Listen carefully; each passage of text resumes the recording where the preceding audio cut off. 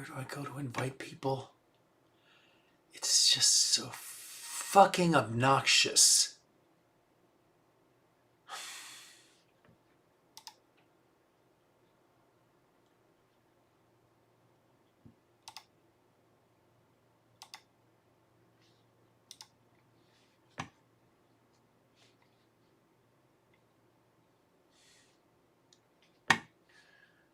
Oh man, it's so irritating. Oh God.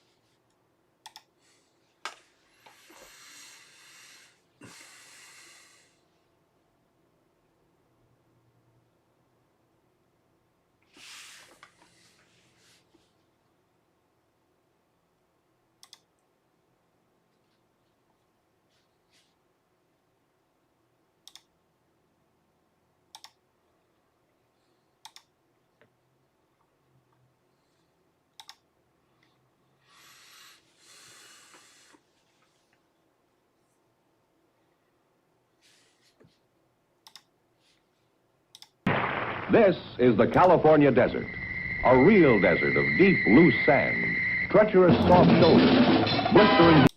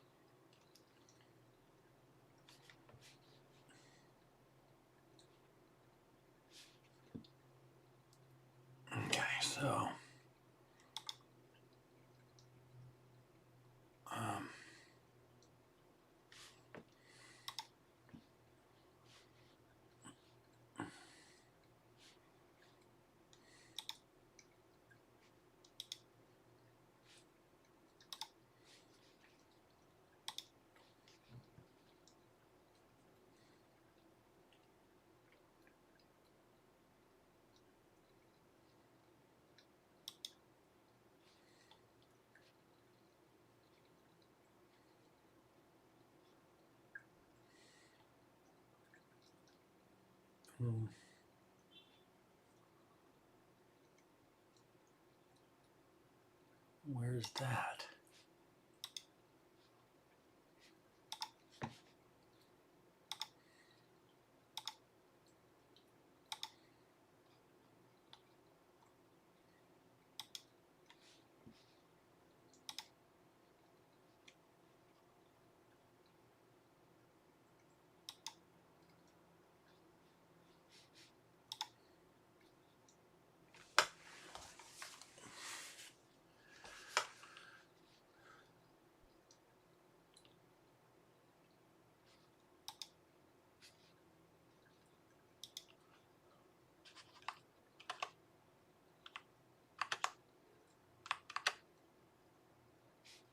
Damn it.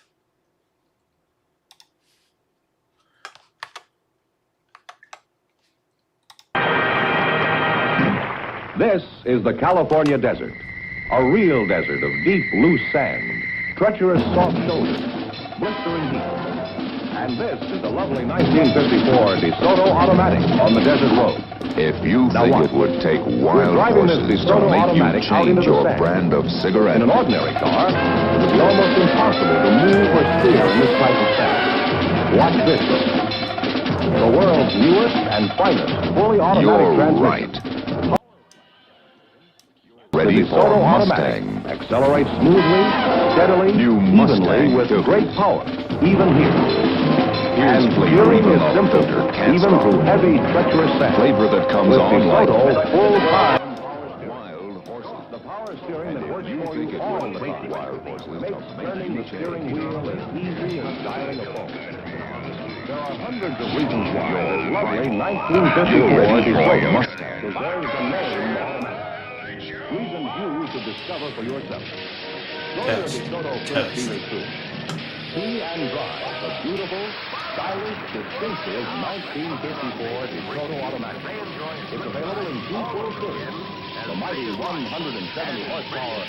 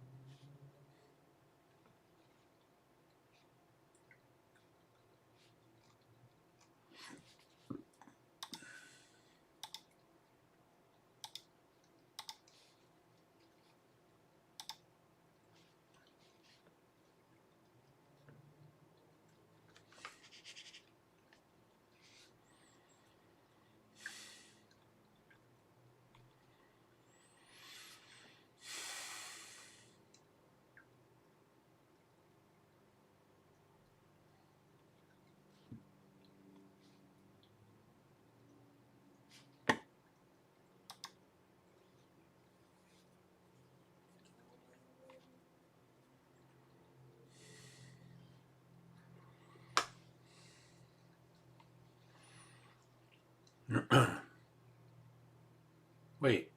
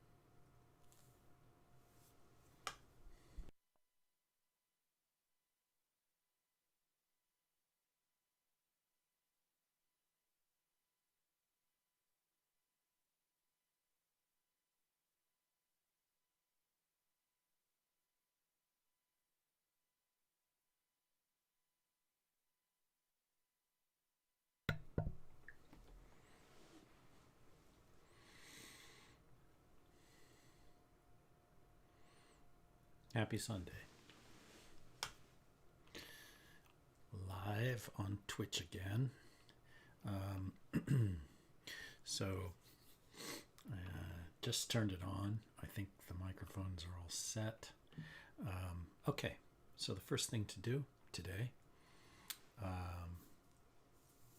after saying welcome, if you're watching, is to switch over to the tarot camera and pull a card for the start of the live session. So I'll go over here. It's over here to the table.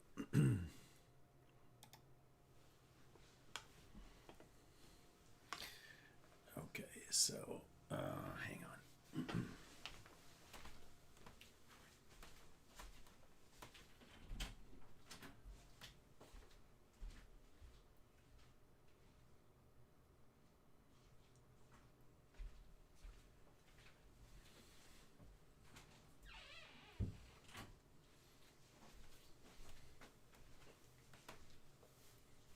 Okay, so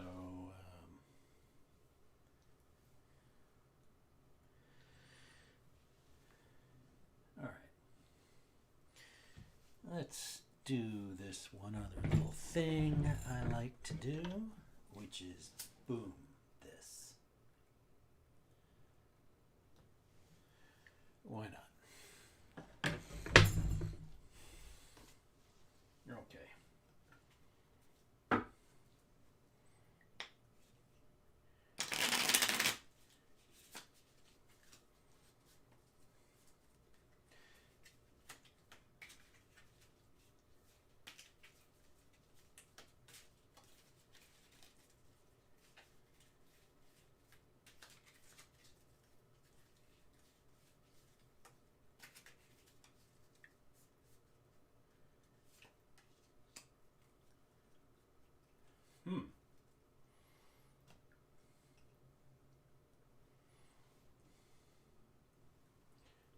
Justice. Interesting. Card. I mean, they're all interesting. The Justice card. For the beginning of a live stream. That's all. Just a card. Just to sort of say, hey, little something, a notion for the top to think about. Well, so what's justice suggesting? Balance. Balance in all things. Weighing things.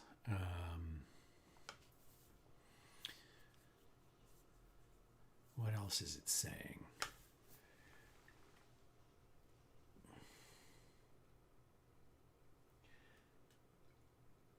Fairness. That means I have to treat everyone in chat fairly.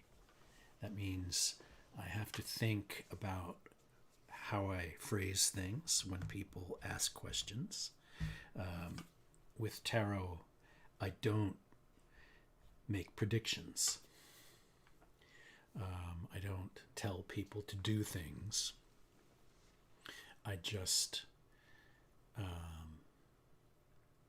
I make suggestions for ways of considering things, angles to think of things, to look at arguments or problems or goals, and just examine them from different angles that might be of value.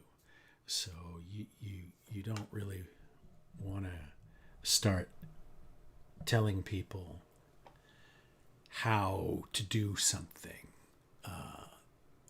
in the world. If somebody asks a question in a tarot reading about finances, should I put all of my account A money into an investment that somebody told me was a really great return? and I read the cards and say, sure, absolutely, the cards are very positive about that. I think you should definitely do that. And then they do it, and it's a scam, and they lose everything, and they come back and say, you told me to do that. Well, honestly, coming back to a tarot reader and saying you told me to do something is silly, because you can ask any friend of yours for their advice, and they can give you good or bad advice, and there's nothing you can do about that. If an attorney or an accountant gives you professional and legal advice on something and it's wrong, then you have an argument. But you really can't be running around telling tarot readers that you shouldn't have said this or that, because then you would have to use the same argument with anyone you speak to, a family member, a friend, anyone who at any point offers you advice that turns out to be faulty. So that's the reality of it. But nonetheless, people do such things. So you really, in tarot, don't want to be talking to people about what they should or shouldn't do. You want to be talking about things they can consider, things that, different ways of looking at things, talking about the basic forces and drives and basic issues that everybody deals with.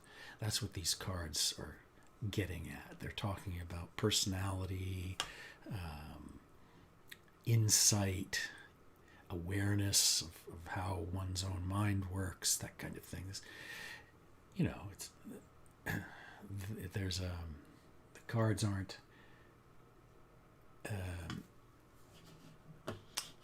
trying to be a professional this or that to give you definitive answers on life choices.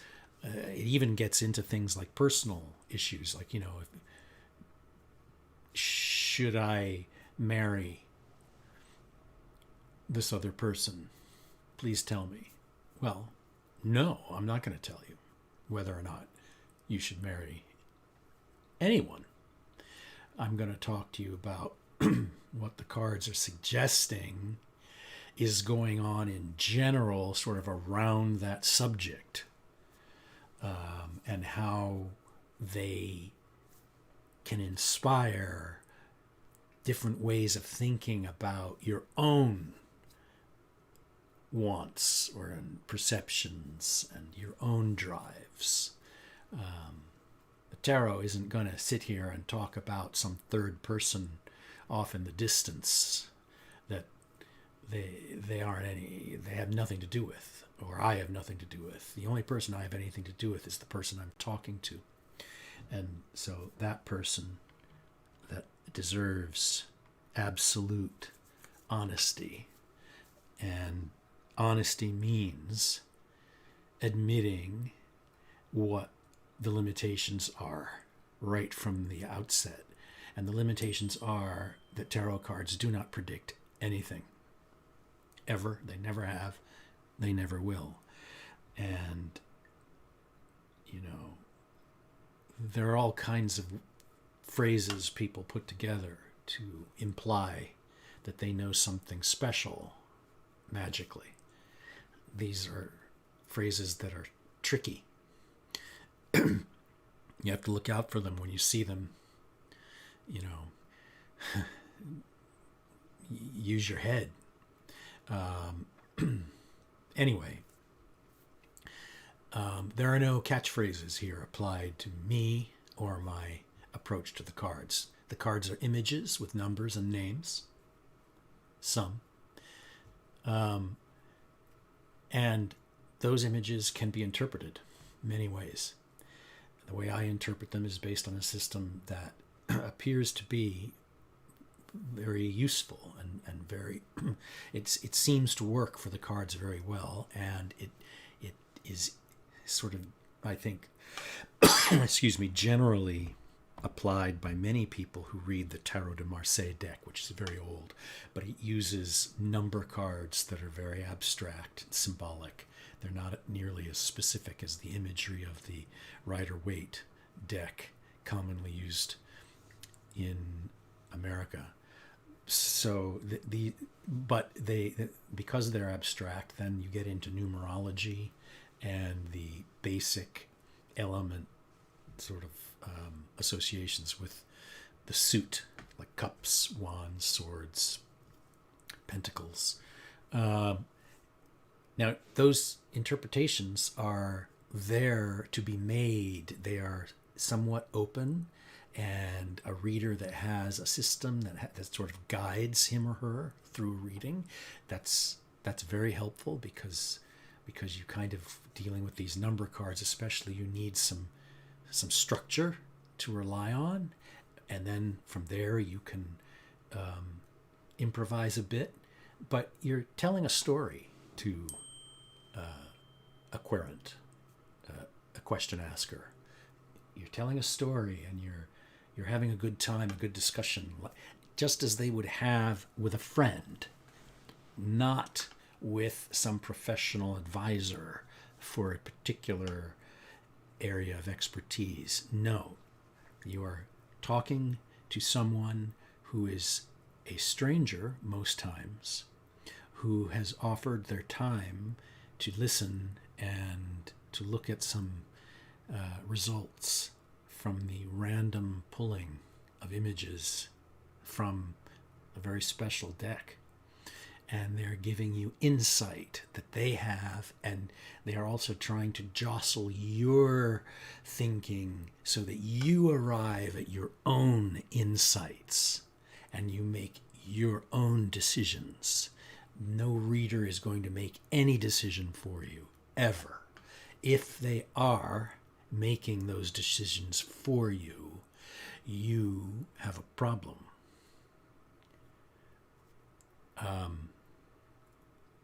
A serious one. And I would recommend reconsidering what you're doing. These are simple, basic things, but it's amazing, I think, how many people can forget them. Stress, emotion in life, various situations make us sort of cast around for an answer. We want that definitive answer. It's natural. But oftentimes, look, if you read any books about therapy, and it's a good subject to get into around tarot, I find. But if you read anything about therapy, or you've ever spoken to someone who is a therapist, there is a sort of a general approach, I think, very common, where they're very hesitant, usually, I think, to specifically make a choice for you, to tell you to go out into the world and do a specific thing. They may tell you to work on things, work on yourself in a way that they find is helpful, suggest exercises or things to think about. But this suggesting things to think about, suggesting exercises, I think that's what in general therapists and tarot readers should be doing. They should not be telling you, make sure you go and buy a plane ticket and go to the Bahamas and stay there for 14 hours, no more, no less, get on another plane and travel to Paris, climb to the top of the Eiffel Tower and sign that contract that you were offered, and everything will be great because the card says so. That's not what anyone who's rational is doing, ever. And this is just a bottom line, blunt fact of existing in the physical world. You don't get legitimate, intelligent people operating that way.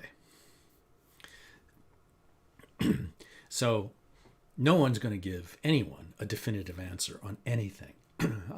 Very few therapists would ever engage in such nonsense, and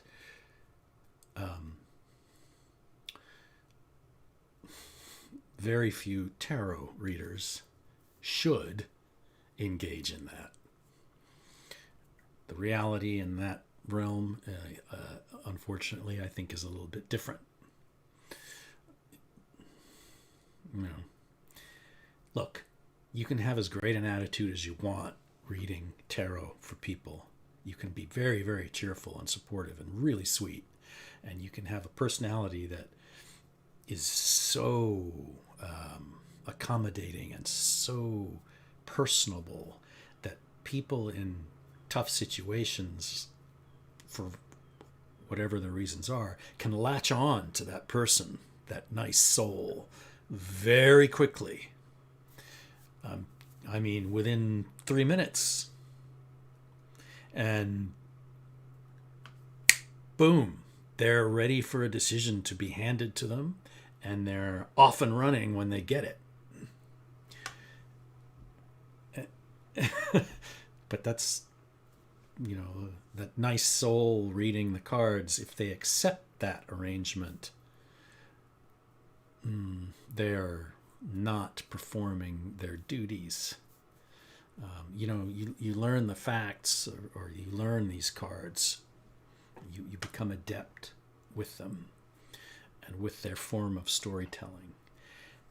And doing so brings with it a responsibility, just like, you know, Spider-Man's uncle, I think, said, with great tarot reading comes great responsibility. So, you know, that's the thing. And these things I'm saying aren't unique in any way. You can find them if you go to the Tarot Association. There's a set of ethics that tarot readers are supposed to adhere to, and I've looked at them. They're really good. They make a lot of sense. I think more people should read them. But what's striking about them is that they're just common sense. They're just, you know, what you should know walking down the street, talking to anyone. If somebody asks you for directions, you should know that it's your responsibility not to send them the wrong way. And it's also your responsibility to say, if you don't know which bus goes to the park, tell them. Don't try and come up with, oh, I think the 14 bus gets there. So anyway, it's all simple and clear and obvious. So that Justice card I pulled, let me switch back to it quickly. That card is, you know, think about how to be fair. Think about how to be real. Do the right thing in what, when you're talking to people. So there you go. I think that's why that. So see what happened. I read the card, and it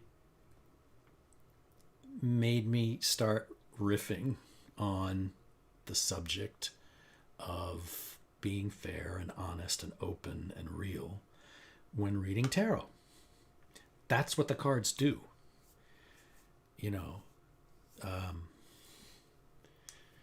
that card just suggested to me something that popped into my head. Okay, well, it's a good thing to talk about. Every tarot reader, I think, should do a hell of a lot more discussion about ethics and what they actually can do.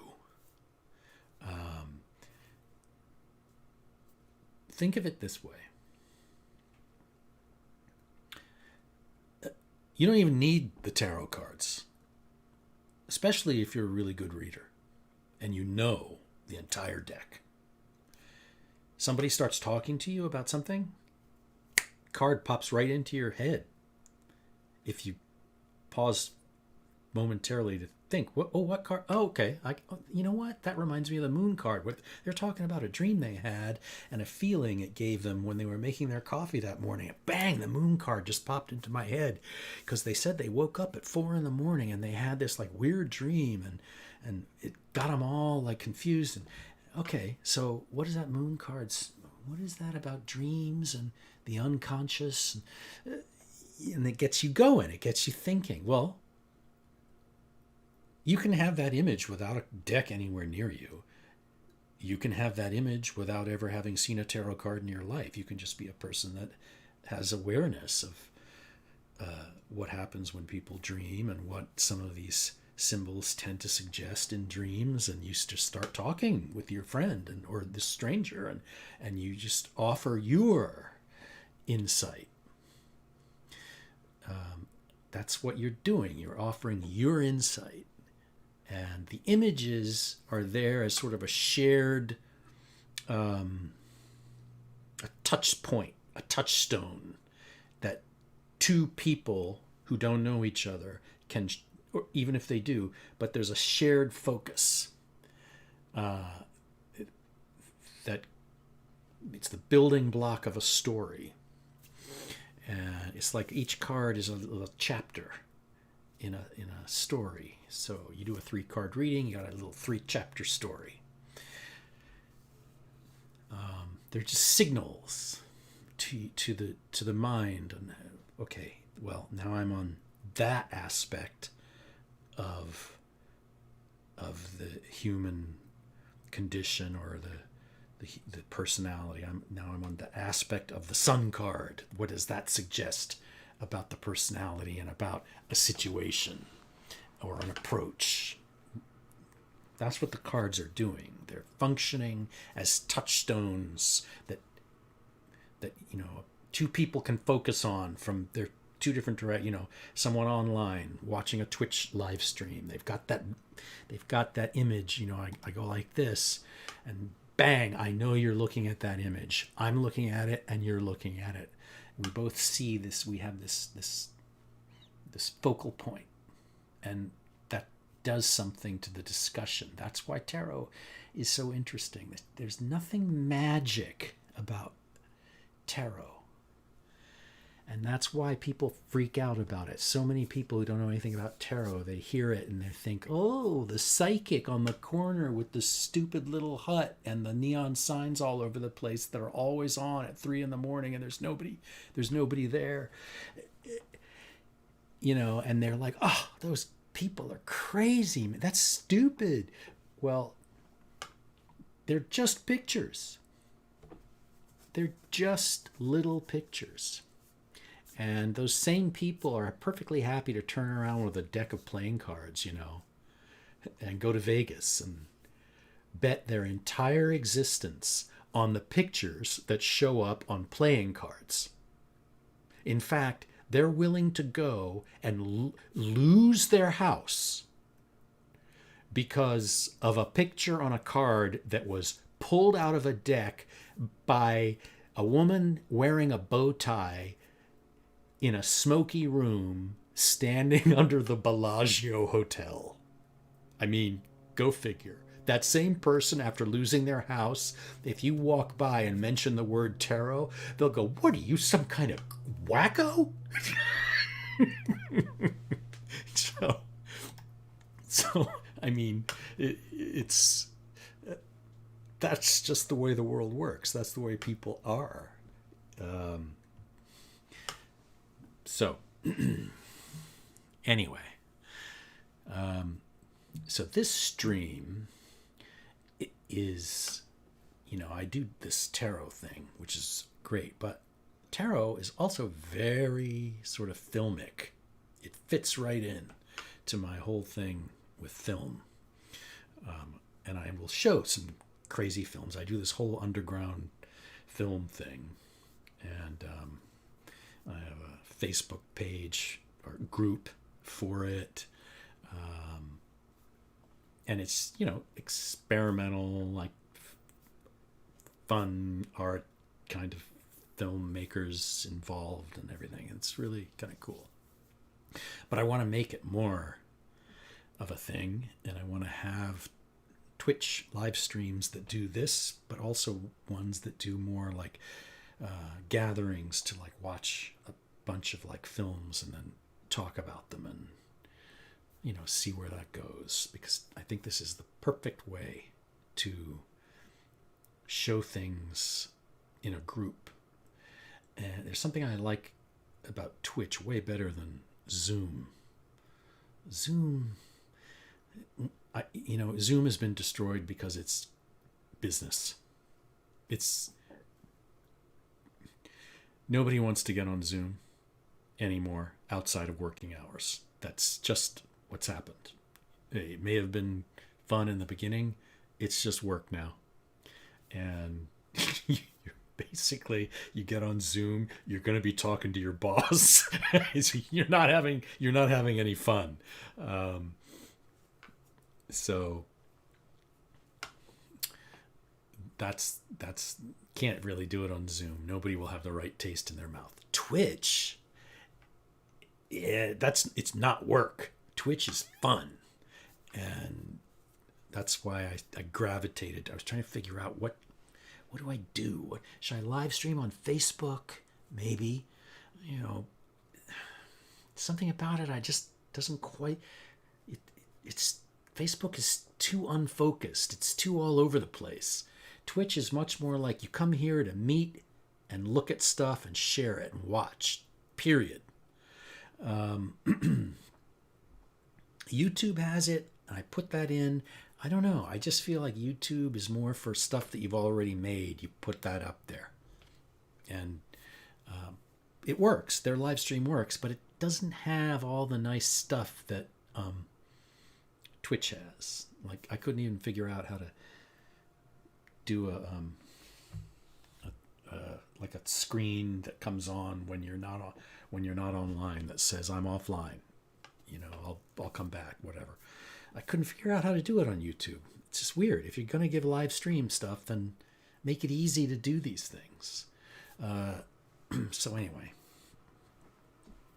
But that's leading me into my segue where I'm going to show a little film and just let it run. It's like 5 minutes. But there's all kinds of things I could show on this. There's like stuff about tarot. I could show stuff, just go to YouTube and there's all those cool, what are those? Alan Watts. That guy from like the 50s and 60s and I think 70s who did all these mindful meditation films, documentaries. And those are actually pretty interesting thing to show. I don't know what the copyright on them is, but so I'm not sure. I like to do things the right way, because the stuff I'm going to show is my own, and I own it,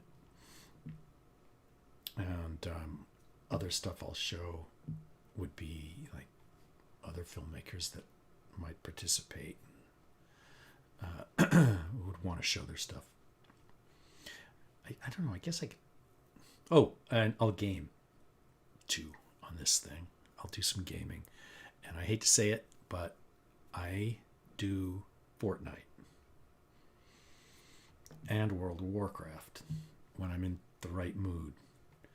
World of Warcraft is very much like go and fetch this thing, go kill these, like go kill 15 of these guys, and grab the key that opens the box in another place that'll get you the fermented cheese that you bring back to the magician over here, who will pay for it and will use the fermented cheese to make a potion, but then realizes, oh wait, I need one more thing for the potion. You have to go get me a glass bottle.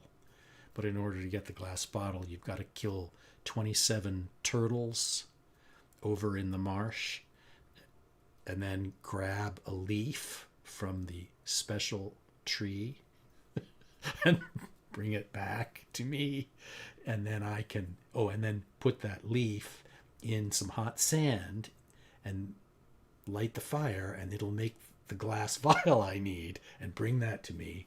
And I can make my potion that'll save my encampment. That's basically a little description of the entire 20-year phenomenon of World of Warcraft. But it's fun at times to do. Fortnite is shoot everybody. That's the game. Shoot everybody and be the last guy there. And it's actually very difficult and very tense and fun. And it has, treasure boxes all over the place. But treasure boxes full of weapons, because, hey, we're America. Of course, every good box has to have a gun in it.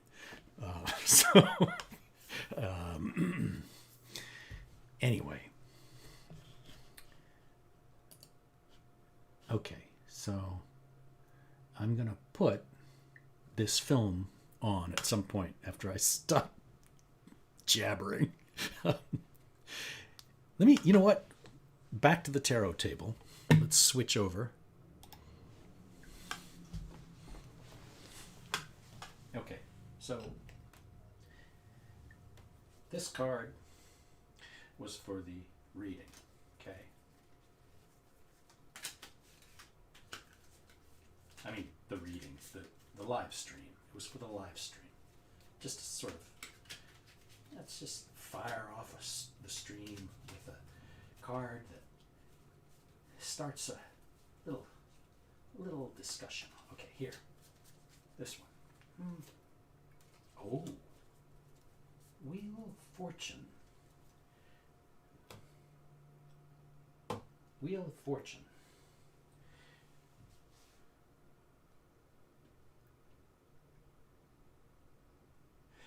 That's the card of change, but there are other cards that are about change. Many cards are about change. Tower's about change.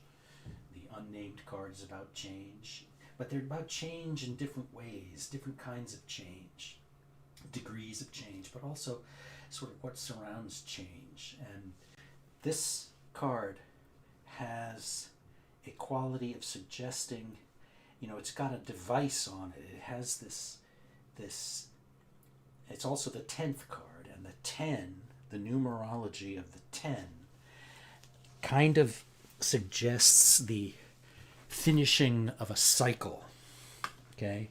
The completion, you get to the end of a process, and you're then left to your own devices, and that's why there's a device on the card with a handle.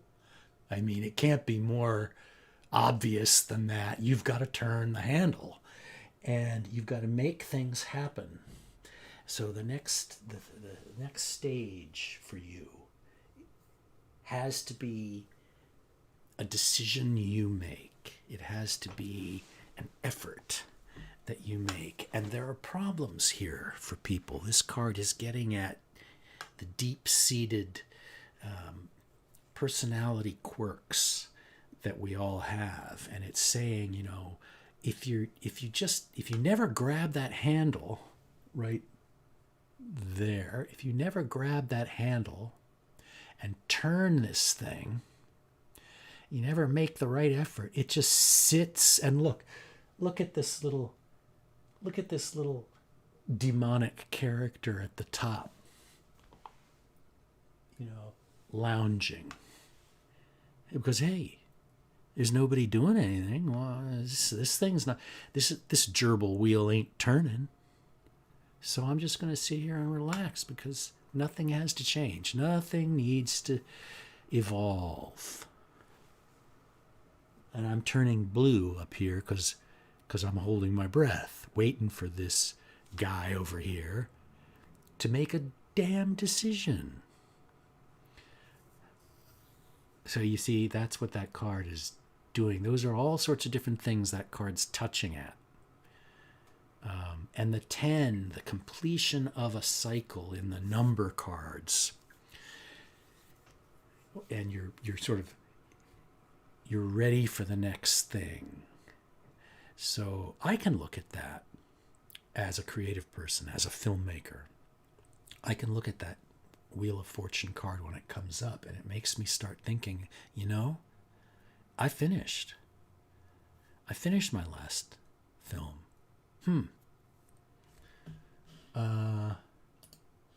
It's great and everything, and I've watched it 247 times, and I'm really proud of myself. But I need to do something else.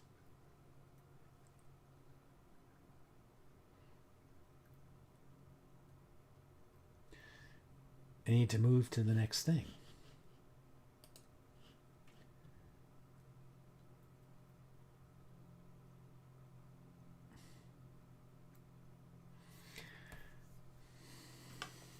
So, that card can say to a creative person, you're not going to look at that card and talk to a creative person, filmmaker, a writer, a performer, whatever you've got, an artist, a painter, a musician. You're not going to say, oh, this card means that you need to go and talk to your production studio and tell them that you're not doing the project they told you you're doing. You're switching over to this other thing that you'd rather do. And you go in there and really stand up for yourself and make a big stink.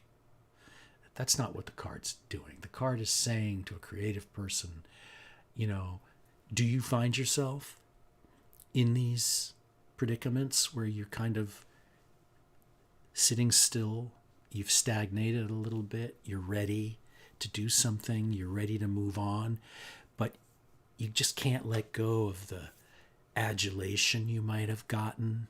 I'm not talking about I'm not talking about how you won an Academy Award. I'm talking about your friends, your family, whoever, just anyone that appreciates what you do, even just yourself, because your own view of yourself and your thinking about things.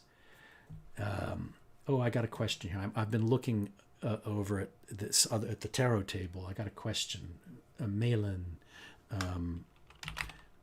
asked if I'm going to do readings, and I'm going to say yes. And I will. I'm going to finish up talking about this card real quick, and then Malin, if you want to ask something, just go ahead and ask. But as I've been talking about, I don't give predictions and tell people what to do. The readings, like I'm talking about this Wheel of Fortune card, that's the kind of reading I do. So, an artist, a creative person looking at the Wheel of Fortune card, they're just naturally going to start hitting on ideas internally, and it's going to create a bubbling up of little thoughts that'll hit them over a series of days, maybe, about getting moving and going forward with something that they think would be next, the next thing to do.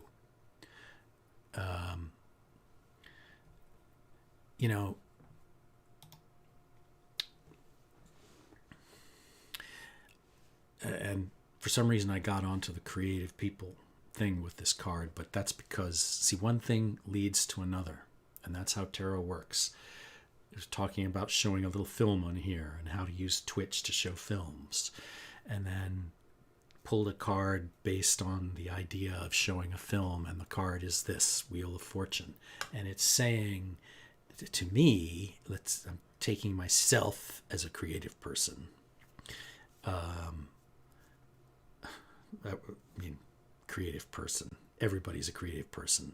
Just because I worked on something relatively recently and, want to go to the next thing.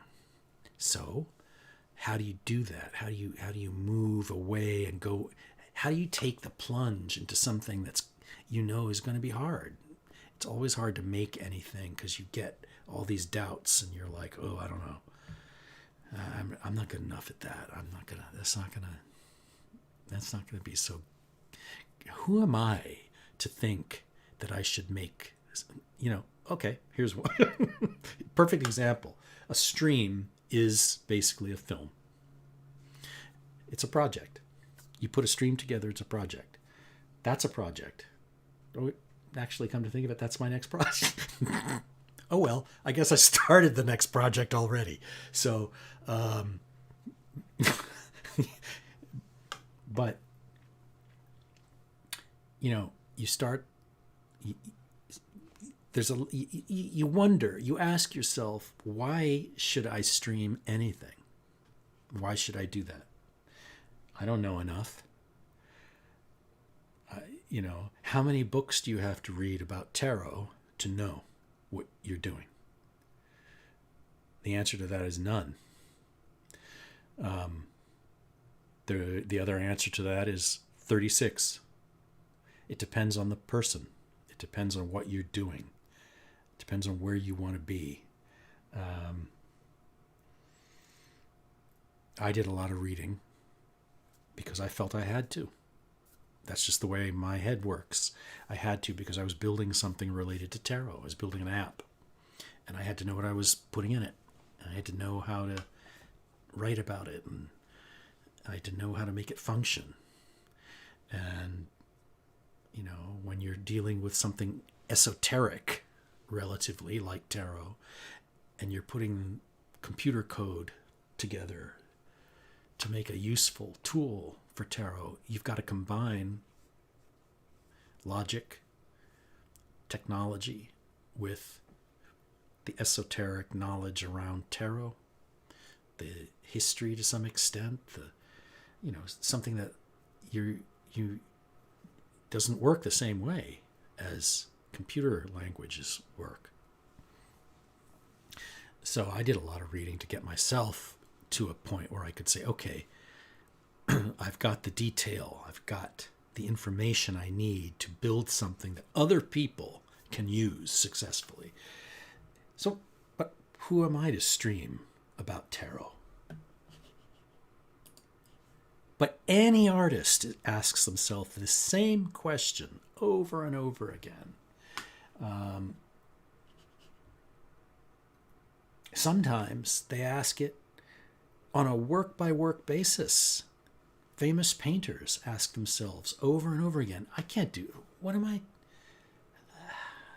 gotta paint this vase of flowers? I don't know anything about flowers. I can't do that. It's that natural human tendency to sort of wonder if you can do it. Why would anyone care? And the solution to all of that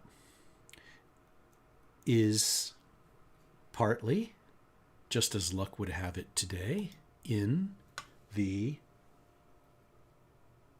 Wheel of Fortune card. Right there on the table. Just looking at that card tells you basically, get in and start cranking.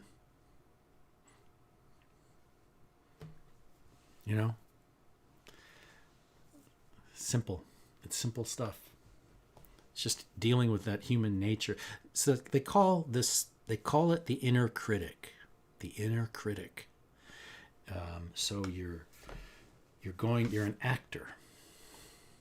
Okay? And you're getting ready for an audition.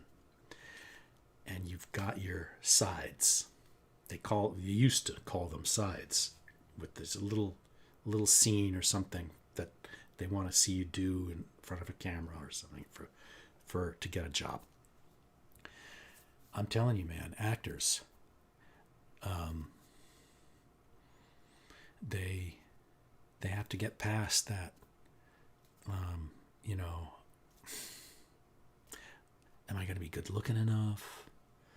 Do I look cool enough? Oh, I'm not nearly hip enough to do this. No way. They're not. No way. You know, that little inner critic voice. I'm going to go audition for Shakespeare in the Park role. And that inner critic's like, do you know how to do a British accent? Well, first of all, you don't have to do Shakespeare. You can do Shakespeare like this. You can talk like this and do Shakespeare hell of a lot better than the Brits can. But anyway, so the inner critic is there, and every endeavor, for most people, there are some people that, man, I don't know. I don't know how they get around that inner critic. You know, I read a story, though, about Elvis Presley. I was listening to Elvis Presley on the radio, and I remembered, like, reading something about Elvis Presley when he was starting, and he went into a studio, or he went into, like, Sun Records, I think, like down in the Memphis or something, and he was supposed to do a demo recording to see, so they could see if they wanted him or something like that, to record him.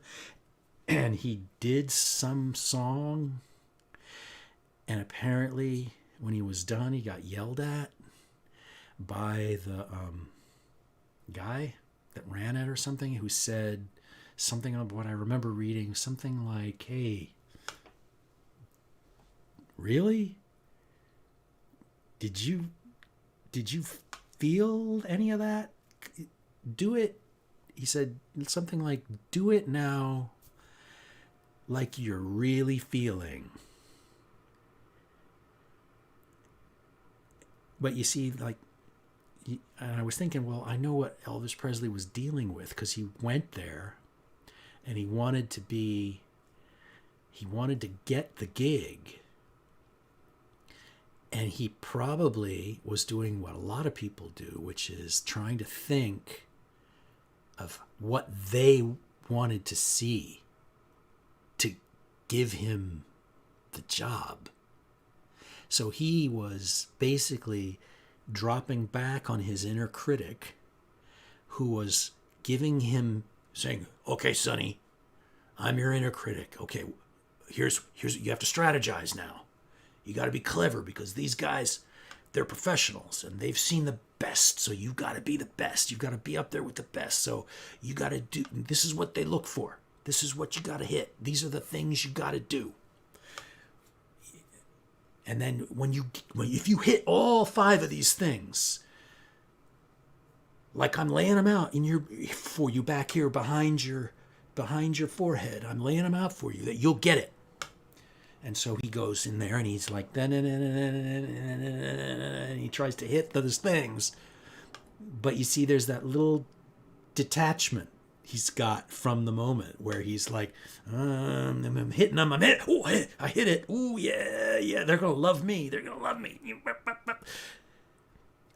Finished. And then they're like, and they're looking at him funny. And he's like, oh, uh-oh. Well, that's because they don't really, the good ones, the good professionals, actually, they don't give a damn what marks you hit. That's the problem with when you're not a professional and you're trying to do what you think. Actually, the real professionals out there, the real good folks running the show, if they're running a TV show or whatever, they're not looking for a damn thing. They're not looking for you to hit any mark. They don't care if you hit the note. All these American, Idol singing shows, they don't care. Not real. Well, they pretend to. They pretend to care if you hit, oh, you didn't hit that note right. Oh, no, I'm knocking 4 points off. They don't actually give a damn whether you hit any of the notes. All they care about is that you are absolutely real. You have to be absolutely real. You have to mean it. Really mean it.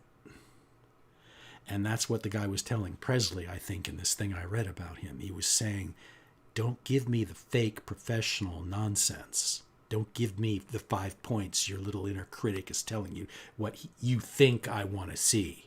Get up there with your guitar, get behind that microphone, and just let everything totally effing rip. And I don't care where it goes, young fella. It's not my job to care. Let's just see. And he did it. He had the capacity to take that kick in the pants and go, oh my God, I can do that in my own garage. I've done it 150 times. And he just went, and he basically said, inner critic, boom. He decked him. That's what happened. And he got it. And if you listen to Presley, which I'm telling you, I just listened just this week in my car, and I was like, oh my God, this guy, when he was young, was hitting stuff nobody has since. And it's amazing because he had this enormous technical skill. I mean, so incredibly proficient technically, combined with this overpowering emotional drive, which is, I mean, what's the default now for emotional content in popular music? That's easy. Kurt Cobain, who is a genius, was a genius. But you look at Presley, you listen to Presley, and that emotional content is actually even greater there than the Cobain stuff. It's vast. And that's what happened in that little story with his studio. When he, that's what I think that story was about.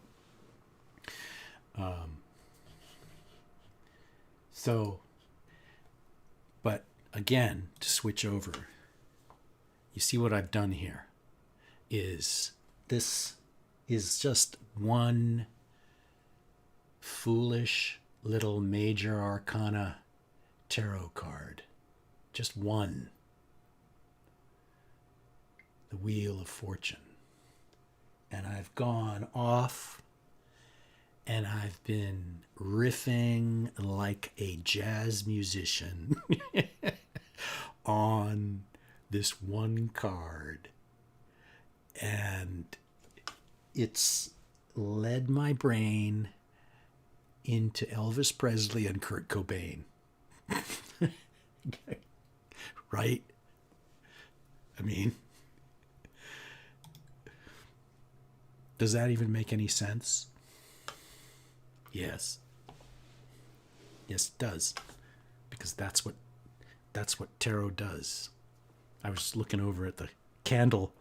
I lit the candle over there. I was just like, wait, I saw fire. What's happening? So there's a candle over there. So anyway, leading into projects, creative projects, they don't have to be creative. I'm just now, for the purposes of today, going on and on and on and on about the creative process, but this can just as easily apply to anything else. If you're writing code at work and you have a huge project and you need to get... Oh, okay. Malin asked her question. Okay.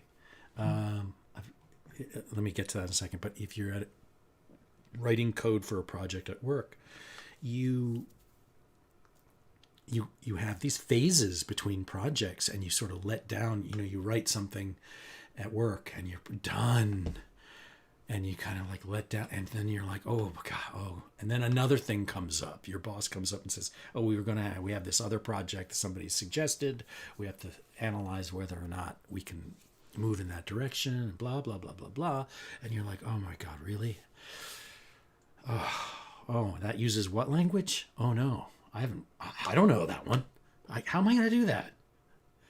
Well, it's the same. You have to be creative there. So anyway, Malin.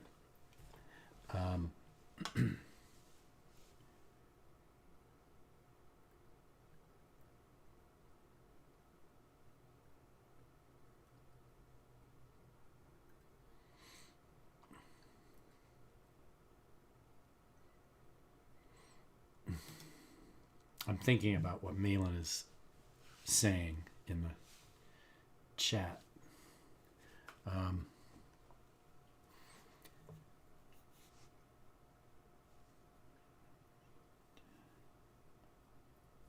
Anything to say to him? Well,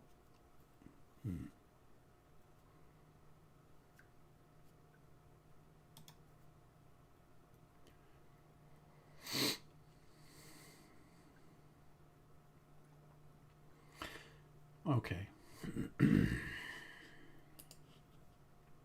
Sorry, I'm thinking about the phrasing of the question.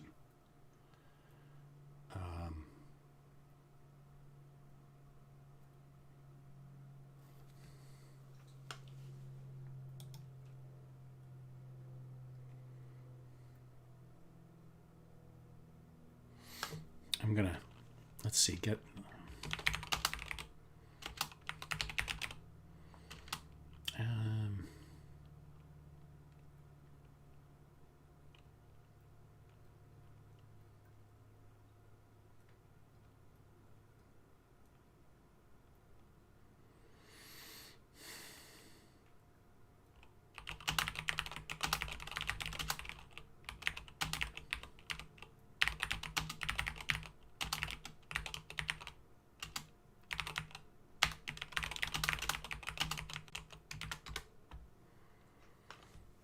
okay, I'm asking, are you actually asking if there's something that this person should consider relating to the other person? So what I like to do is get at what the actual asker, which is Malin, is trying to figure out, the actual issue there.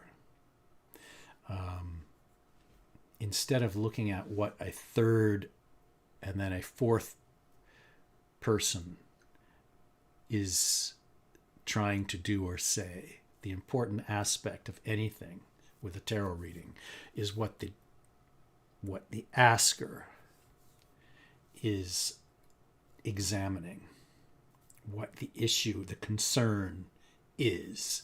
So that's what I'm trying to get at with this question that is being presented. So what's the real sort of fundamental concern that you, Malin, have?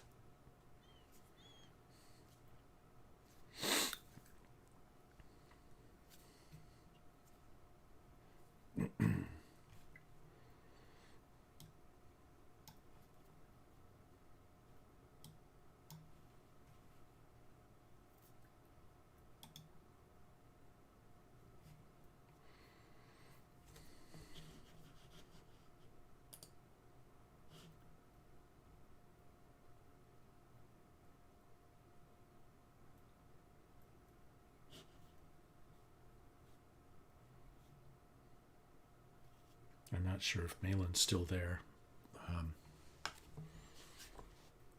But at any rate, even if Malin's not there, that's the approach that I take with anything to do with a reading. It's what's the central subject matter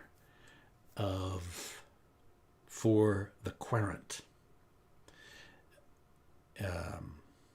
So I try to bring it in closer to home, from instead of talking about what somebody else might have to say, bringing it into the querent, bringing it to the person I'm talking to. What's that person's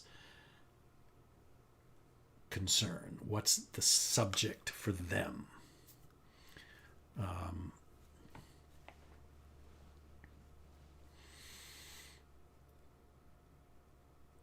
So I would never really want to say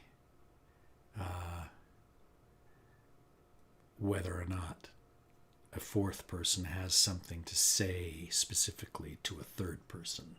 I would need to figure out what the person I'm talking to, what their what kind of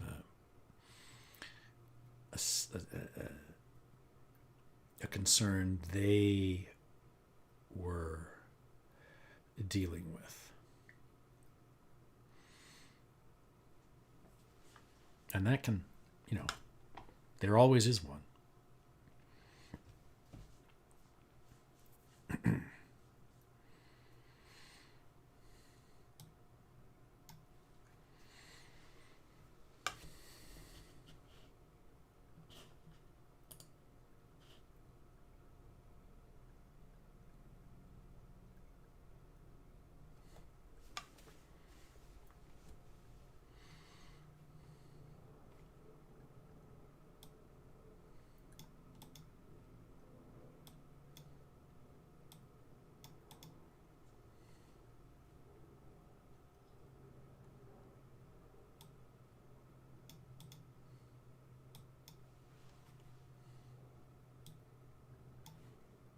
Okay. So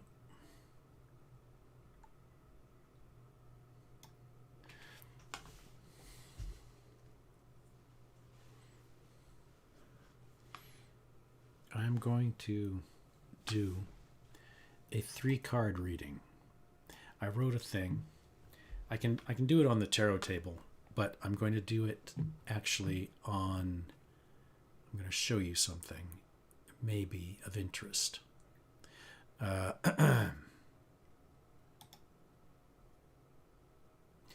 Okay, so these 3 cards you see on the screen are, if I go to the middle card and press it, sorry, I'm not on the right. If I go to the middle card and press it, see, they change. And that's because I wrote a little thing on the web that does random shuffling for 3-card readings every time I click the center card. So I can just go and click it over, click, click, click, click, click. See? It's completely randomized. Just like any randomization would be. So I can do a quick reading here. And what I'm going to do is say, okay, let's do a reading just for all of us to consider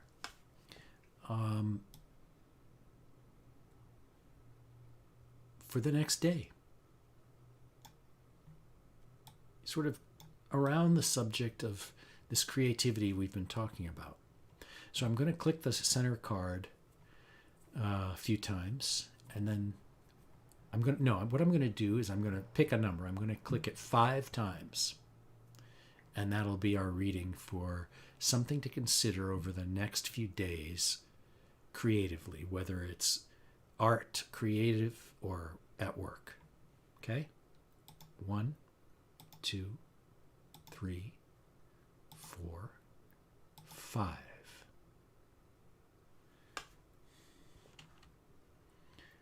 Okay.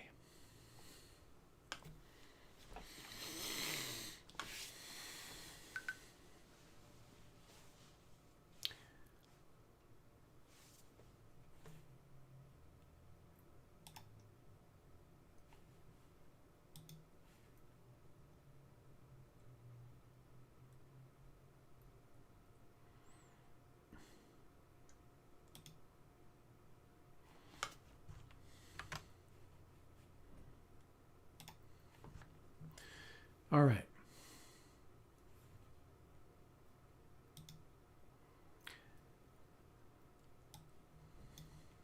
The left, the Seven of Pentacles. That's the earth, sort of physical realm.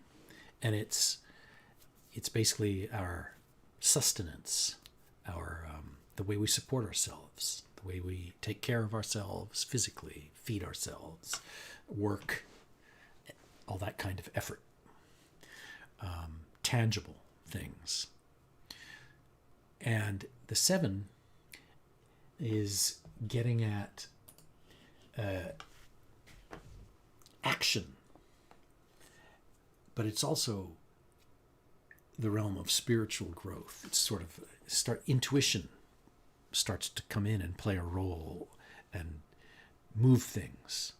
It takes them out of success and stability and moves them forward, but with sort of a more inner self-awareness, intuitive responses to things, intuitive decisions are made. That's what that card is pointing us at, but it's in the realm of the physical, and it's on the left. So in this 3-card reading, it's an influence that has put us where we are right now, that has gotten us here. It's something to think about, to look back and say to yourself, kind of, what changes have I made recently? And they're not huge significant ones because it's a number card. The number card is not a deep personality trait. These are very sort of temporal, temporary conditions. They come and they go. They're the daily ups and downs. So what is this card? You know, this change, you know, something I've become a bit more able, or I perhaps have gained insight into how to deal with people maybe at work or other people involved in my projects, and I've made some changes, and I am now able to make those changes, and I'm able to grow. I can see more about how I treat things, how I treat people, how I talk to them, how I manage myself when I'm working, or how I manage other people. I can see these things more clearly now, because this 7 has sort of, it represents this growth and this willingness to accept new things. It's sort of the sign of healthy change that's a bit unsettling, but it's got an unconscious component because of that 7. So that 7 in the Pentacles is, there's been something that maybe has worried us for a while, but we know that we have developed an intuitive response to something and a greater self-awareness about how we operate in the physical world. How it could even be health issues. It could be around your own sense of your own physical being, that you've come to accept something, or you understand why you feel a certain way all the time.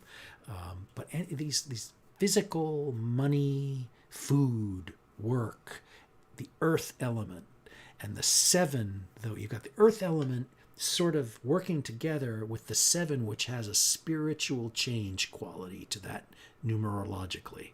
And that's why I like this deck so much, is the abstract number cards. You know, this card isn't nailing down an image for you. It's telling you you have to fall back and rely on your numerological sense. What decisions have you made in your tarot system about the number 7 primarily? Most people accept that the pentacles are an earth-based symbol, that suit is earth physical based, what I need to do to put dinner on my plate every night, which involves how you treat people in meetings, how you talk to them in meetings, how you talk to them, you know, employees or bosses or whoever, anyone. But this, we have come up with something recently, and it's not too significant, it's not huge, because it's a number card.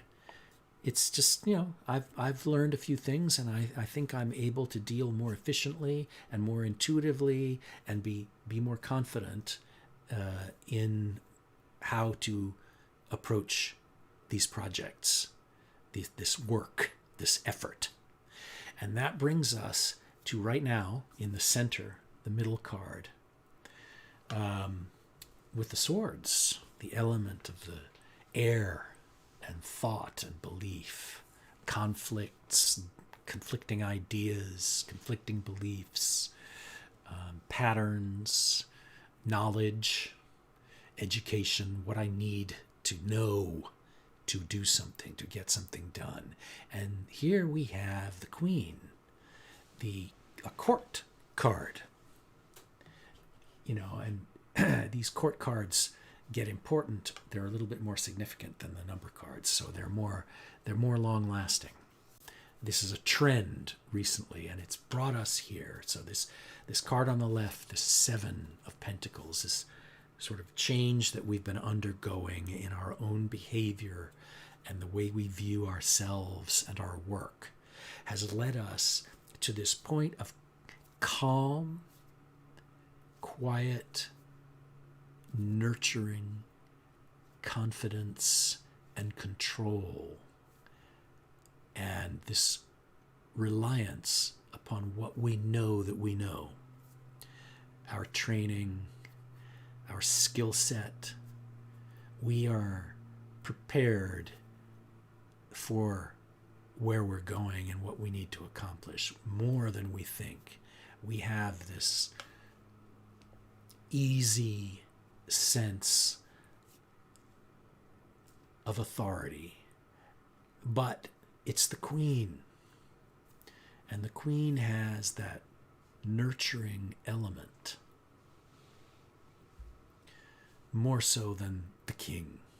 She has a nurturing quality, so a little bit more understanding, which is interesting because of what I was saying about the 7 of Pentacles on the left, that inner awareness about how we know how to talk to people. We've made some discoveries about how we deal with people. Well, this Queen is saying, okay, yes, you have. And here's the deal. Dealing with people isn't that hard if you nurture them and support them. You give them that sense of value that any mother gives a child. That doesn't mean you treat people like children.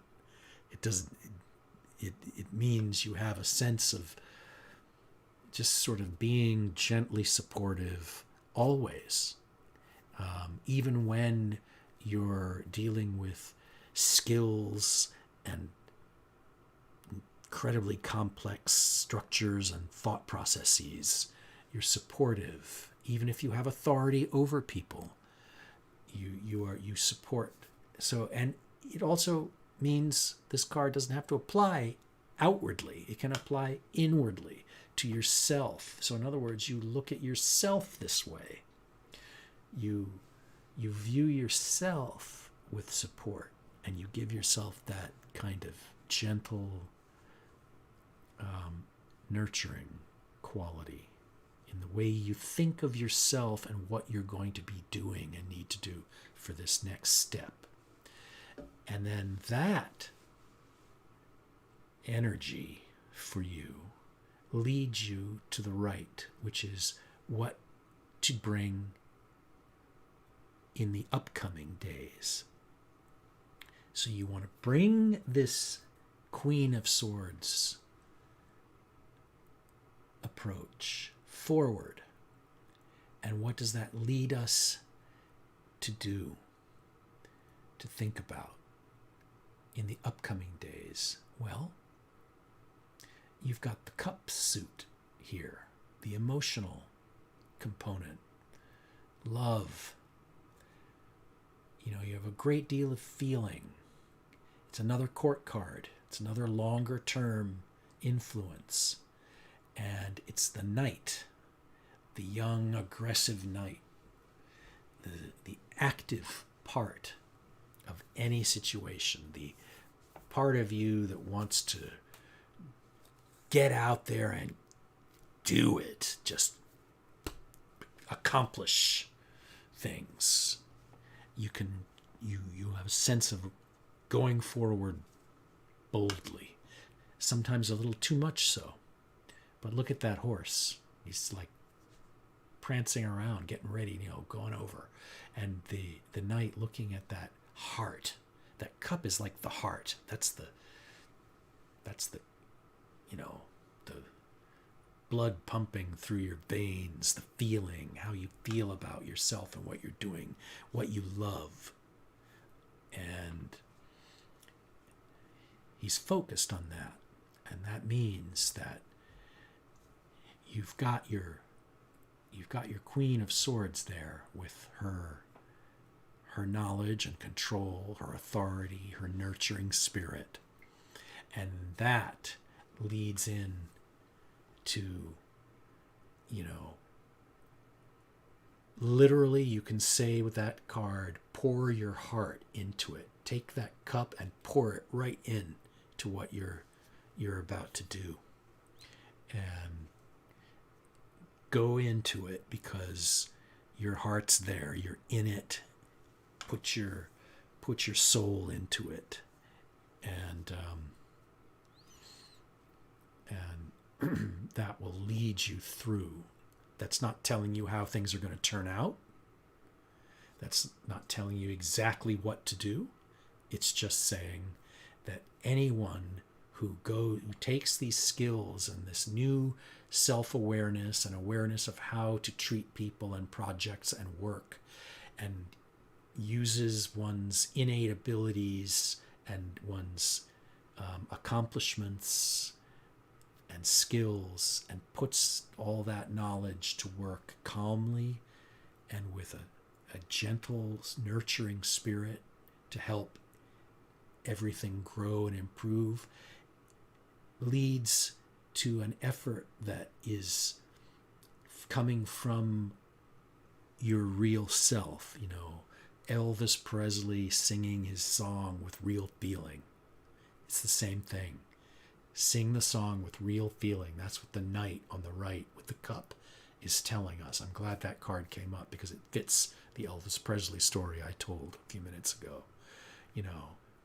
Do it for real. Get in there and cut it loose and do it from your real inner self, from symbolically, meaning from your heart. And that is our 3-card reading for the creative sort of endeavors in our lives over the next week, let's say. The intention of this reading was to be just sort of short-term thing to think about. The knight with the heart cup. And that is a real expression of, don't do it mechanically. Don't do it the way you think people, think it should be done. Use the knowledge and skill set from the Queen of Swords. Rely on that rational part of yourself. have the belief in yourself there, and use all of that foundation and skill to really make an effort from your real, true inner heart, whatever that your project may be. And these cards are telling you nothing you didn't already know about anything that you do. I would say even watching TV, you should do it for real, from your heart. You should really pay attention. You shouldn't just sit back and... You should pay close attention to everything. If you're watching television, I don't care what the series is. Look at how it's done. Look at how even if it's a cartoon, how's it drawn? Look at that. Look at how the artists work with the lines there. Look how they make this look funny. Look, this is great voice acting. Look at, oh my gosh, great, oh, that's a great joke. Oh, wow, what a little scene. Really look at things. That's what that knight on the horse with the cup is saying. Be active. Be an active participant in everything, not just your projects. In everything you do, look at things actively. Look at them. Look how he's looking at that cup in that card. He's staring at that thing while he's riding his horse. So maybe he's not taking my advice, but he's not looking where he's going. But he's trusting the horse. The horse is guiding. He's looking into his heart. And he's basically saying symbolically, I do everything from the heart. I look at what my heart wants. I look at what I truly want, what I'm truly after, and that's what I do. When this horse gets me somewhere, it's because the horse knows what direction my heart is pointing me, and I'm going to act from my true inner self when I get there and on the way there. That's what that card is doing. It's really interesting how these things work. So, well, Malin didn't come back, so I think Malin may have wanted something. I don't know. It's who knows what happened, but I don't have a specific question. So I'm going to just show a little film. Basically, I'm going to take a little break and I'm going to show a film, kooky. And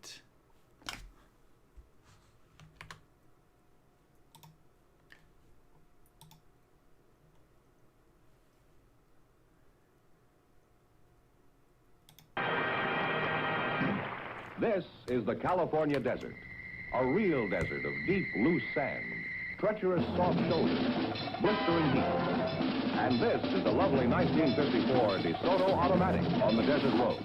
If you Now think what? it would take wild driving this horses to DeSoto make you Automatic out into change the your sand. brand of cigarette, In an ordinary car, it would be almost impossible to move or steer in this type of sand. Watch this. The world's newest and finest fully automatic you're transmission. right. Power flight transmission. You're That's the ready for DeSoto Automatic. Mustang. Accelerates smoothly, steadily, New evenly Mustang with filters. great power, even here.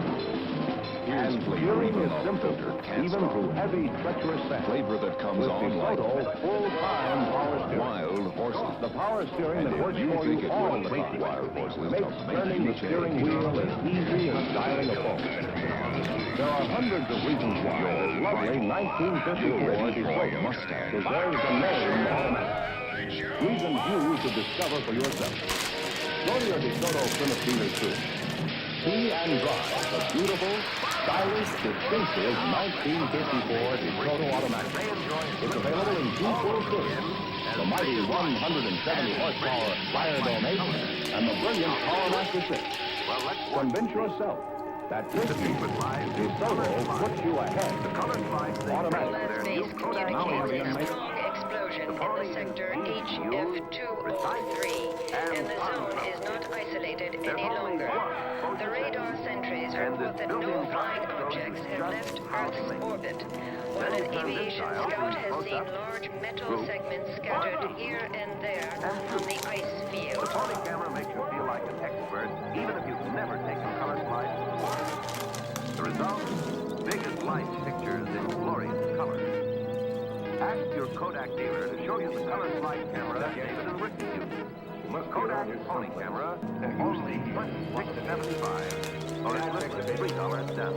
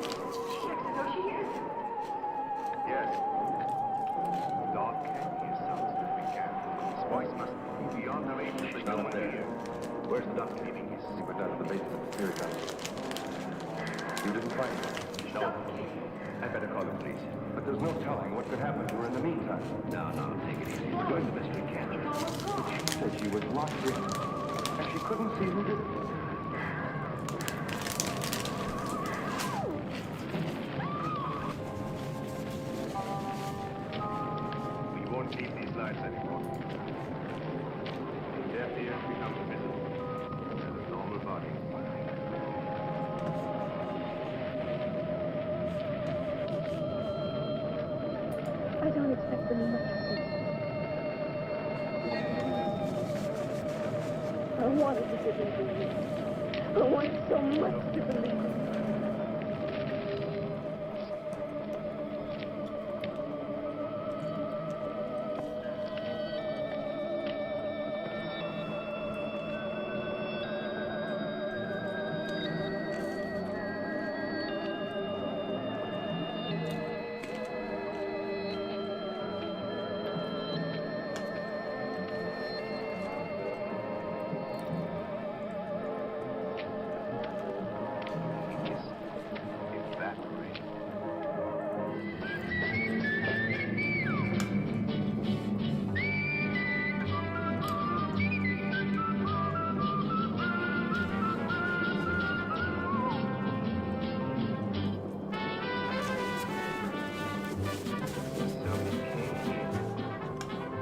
Walk a mile for a camel. This little demonstration was strictly for smokers who never tasted a Camel cigarette. Camel smokers, you know what we mean. You other guys, start walking.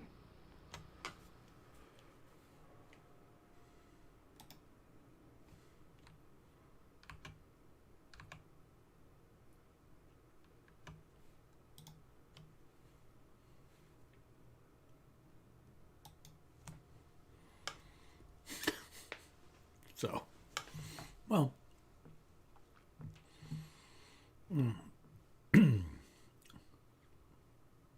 weird film. So, anyway, that's the whole purpose. Film like that is sort of unconscious. It's kind of like abstracted. You know, fits. It works with tarot, I think. Okay.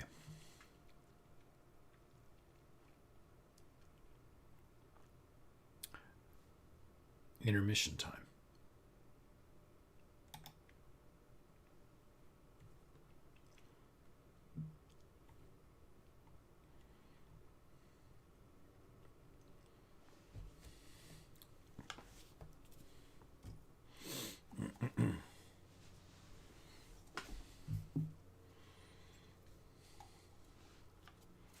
Be right back.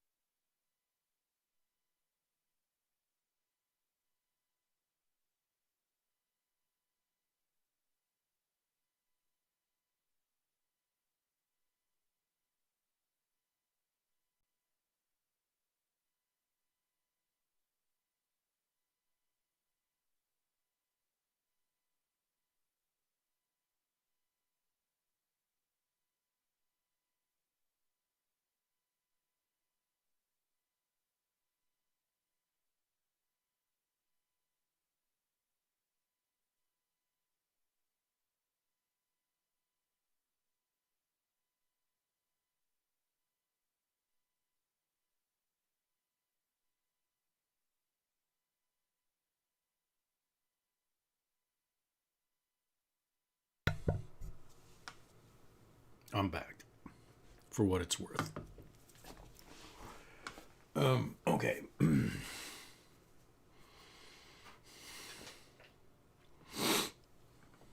All right. I'm debating whether or not to do something. What was I?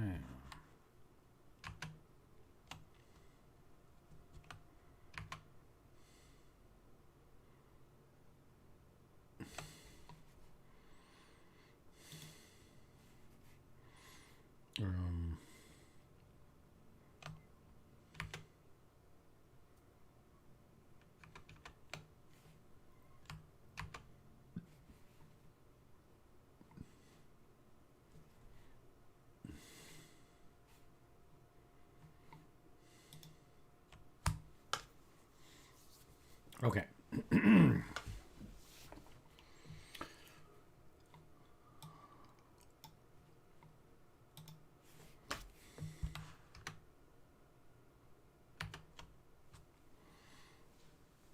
I think I'm going to do a big reading. A 10 card Celtic Cross.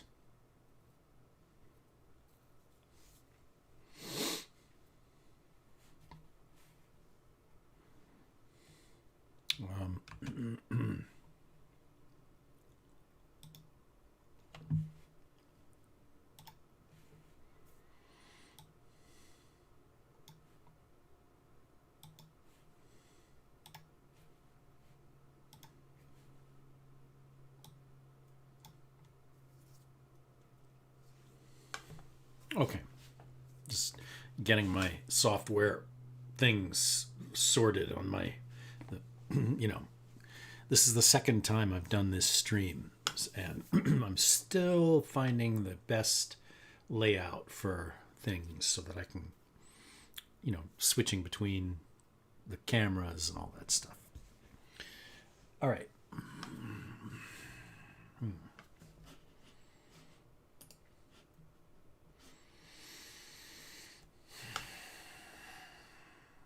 Okay.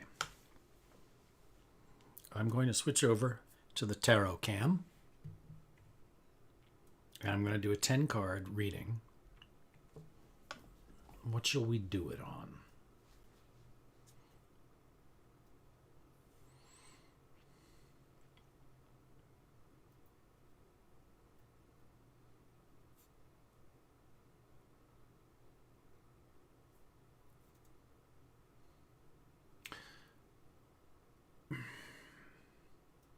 Why don't we do it on... We just did the 3 card creativity one, which was great. Use your skills and move forward, take action, and operate really from the heart. Do it with feeling, basically, is what it was saying.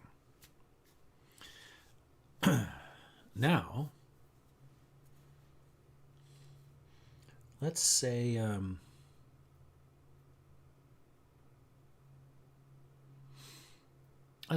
Let's do a 10 card Celtic Cross reading for work, because of these uncertain times, these times that have been under such stress with pandemic and all that stuff. So let's do a work reading, and without being too specific, we don't have to ask any specific question. It's using the tarot to imply mood and considerations, things to keep in mind as we deal with work and coming out of hard year. But we're going to focus it on that work realm, because it's probably where a lot of anxiety is for a lot of people. So a major 10 card reading on the tarot table. I have an app that I can show that also does 10 card readings, and I've done that. I did on that on the last stream, but I want to do one analog with my hands right over here. So I'm just sort of getting in the frame of mind for it.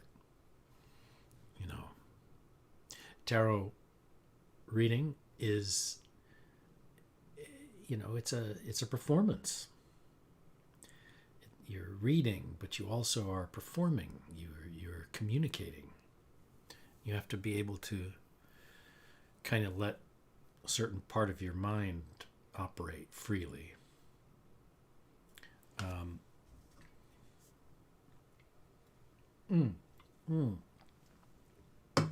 I forgot to do one thing. I'm going to switch you over to the tarot table, and then I'm going to go. I'm drinking this cherry stuff. I want to get another drink ready because I get thirsty because I'm babbling constantly.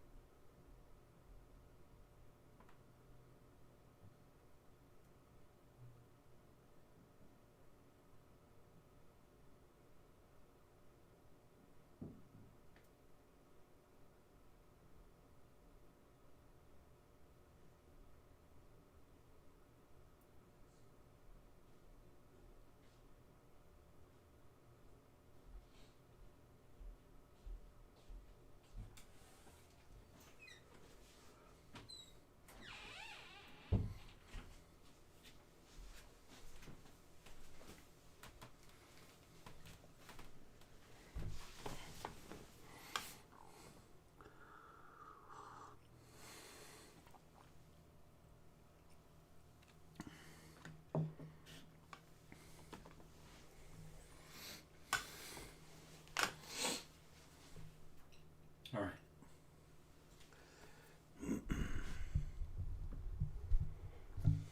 So,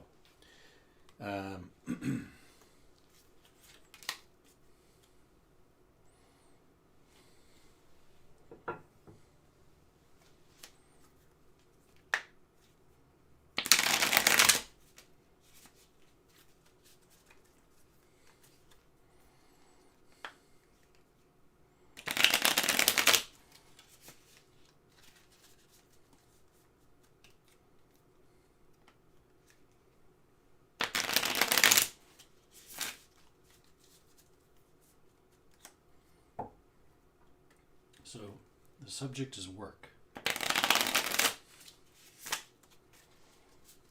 I'm going to do something here.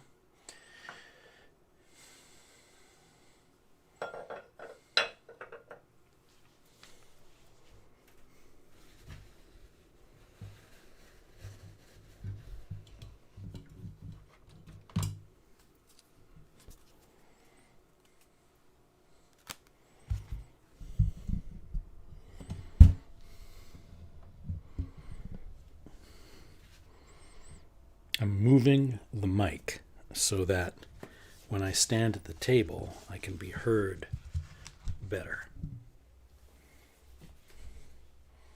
Okay, the mic is moved.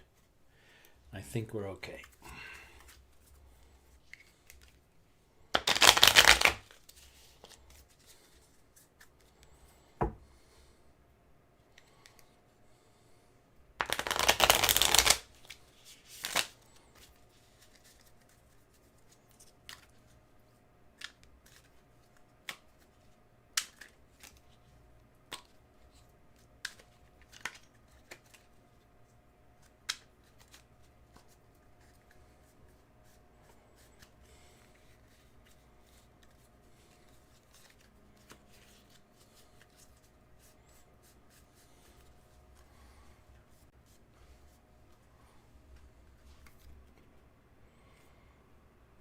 For work.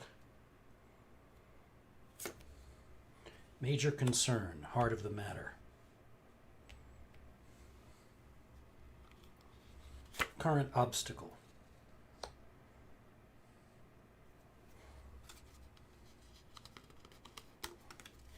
Root cause, inner factor.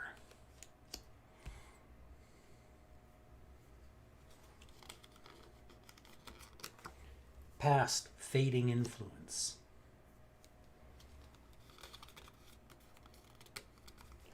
Conscious intention, self-advice.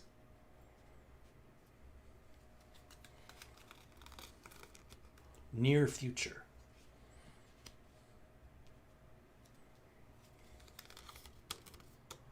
Outer, social influence. And instead of putting these cards in a line, I put them on the four corners.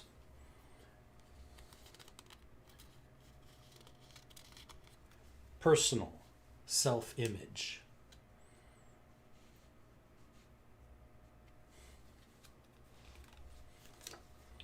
Hopes and fears. Final outcome.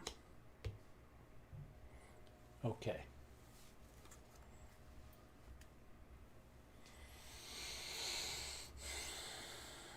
First things first.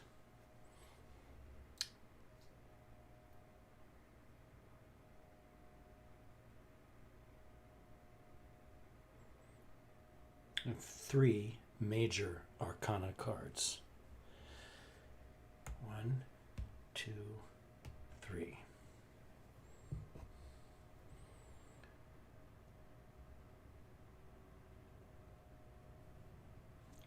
One, 2, 3 court. Okay. All right.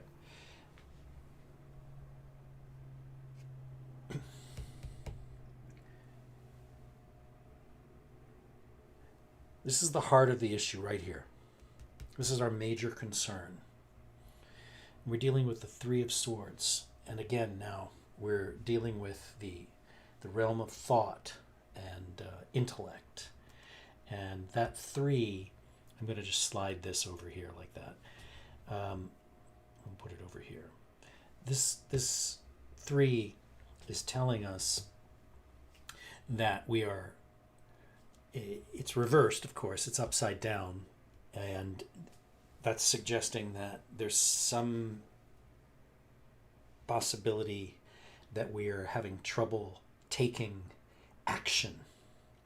The 3 is the representative of sort of bursting forward into motion and action, and leaving the sort of static position, leaving preparation and moving out and using our tools, using our ideas, using our knowledge, and putting our preparation into effect. So for work, you know, we're moving forward and trying to embark on something, and it's not particularly major. It's a number card, so it's a project of some kind. It could be anything. It could be trying to find a certain job. It could be taking any kind of action related to work and our physical well-being, our financial sort of selves. But it's reversed, so that could imply that we're sitting a little bit still and we're hesitant to move, that we keep wondering if we're ready. We keep wondering if we're prepared enough, and we can constantly find reasons why we shouldn't do this and shouldn't do that, and we need a little more time. That kind of feeling at work, everybody knows what I'm talking about for any kind of a job. This kind of thing often happens in office jobs where you're analyzing, discussing meetings, long meetings where 3/4 of the meetings is spent, you know, being silly and sorting out, you know, whose coffee is hot and all that kind of stuff. So there's some stagnation, there's some hesitation to move forward. perhaps, that's at the root of what's going on in this reading. And we have the crossing card, which is the obstacle. This is something that's sort of, we keep running into, you know, we've seen it before. It's like it's a little bit of a problem that is hindering us maybe from figuring out how to move forward. And it's a component, it's a deeper issue. It's a major arcana card. It's the Emperor card. The Emperor being authority, control, power, the strength that we have at work, the respect and admiration that we have at work, and it's potential that we are having some doubts about that, or we feel that, you know, we're a little less confident now, which is only natural because this reading began as an effort to talk about work during this stressful time where we're trying to emerge from a time of lots of jobs gone, lots of people in real distress with work. And so this kind of feeling that we may have once had could be a bit, the lack thereof could be a bit of a problem, a hindrance preventing us and keeping us in this static mode where we have the upside down Three of Swords, where we're not able to implement our ideas confidently because we're having an issue with confidence here and authority. We're at a low ebb, perhaps, mentally, because we're talking about swords here. This is what's crossing over. This is hindering. So we're talking sort of in the mental realm, intellect here, our knowledge. A little something bothering us here, keeping us from stepping forward into the next step with work. Now, root cause, inner factor. This is more unconscious. This is unconscious motivations. The Ace of Cups. Here we are back. In the prior 3-card reading, we had the Knight of Cups. Now we've got the Ace of Cups. And the Ace is the enormous built-up energy, the potential. This sort of complete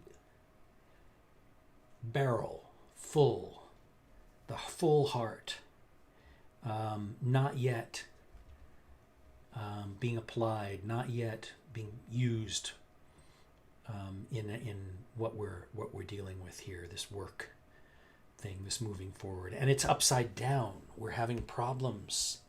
There's an inner factor that we may not be aware of where we're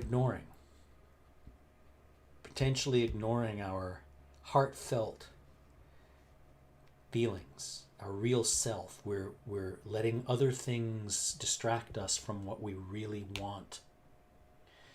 What do we really want to achieve? What's important to us about this project? What will make us or me feel good about what I'm doing? And I'm forgetting that, and this is an unconscious issue that may be coming up in dreams, you know, but this is another reversed card, so we're having issues there. Now we move up to fading influence in the 4th card position, and we've got the Knight of Pentacles here, the Earth, the labor, the physical realm, again showing itself, and this is action, activity, energy in the work realm, and we put a lot of work in. And this is fading influence. This is fitting in perfectly with these other cards.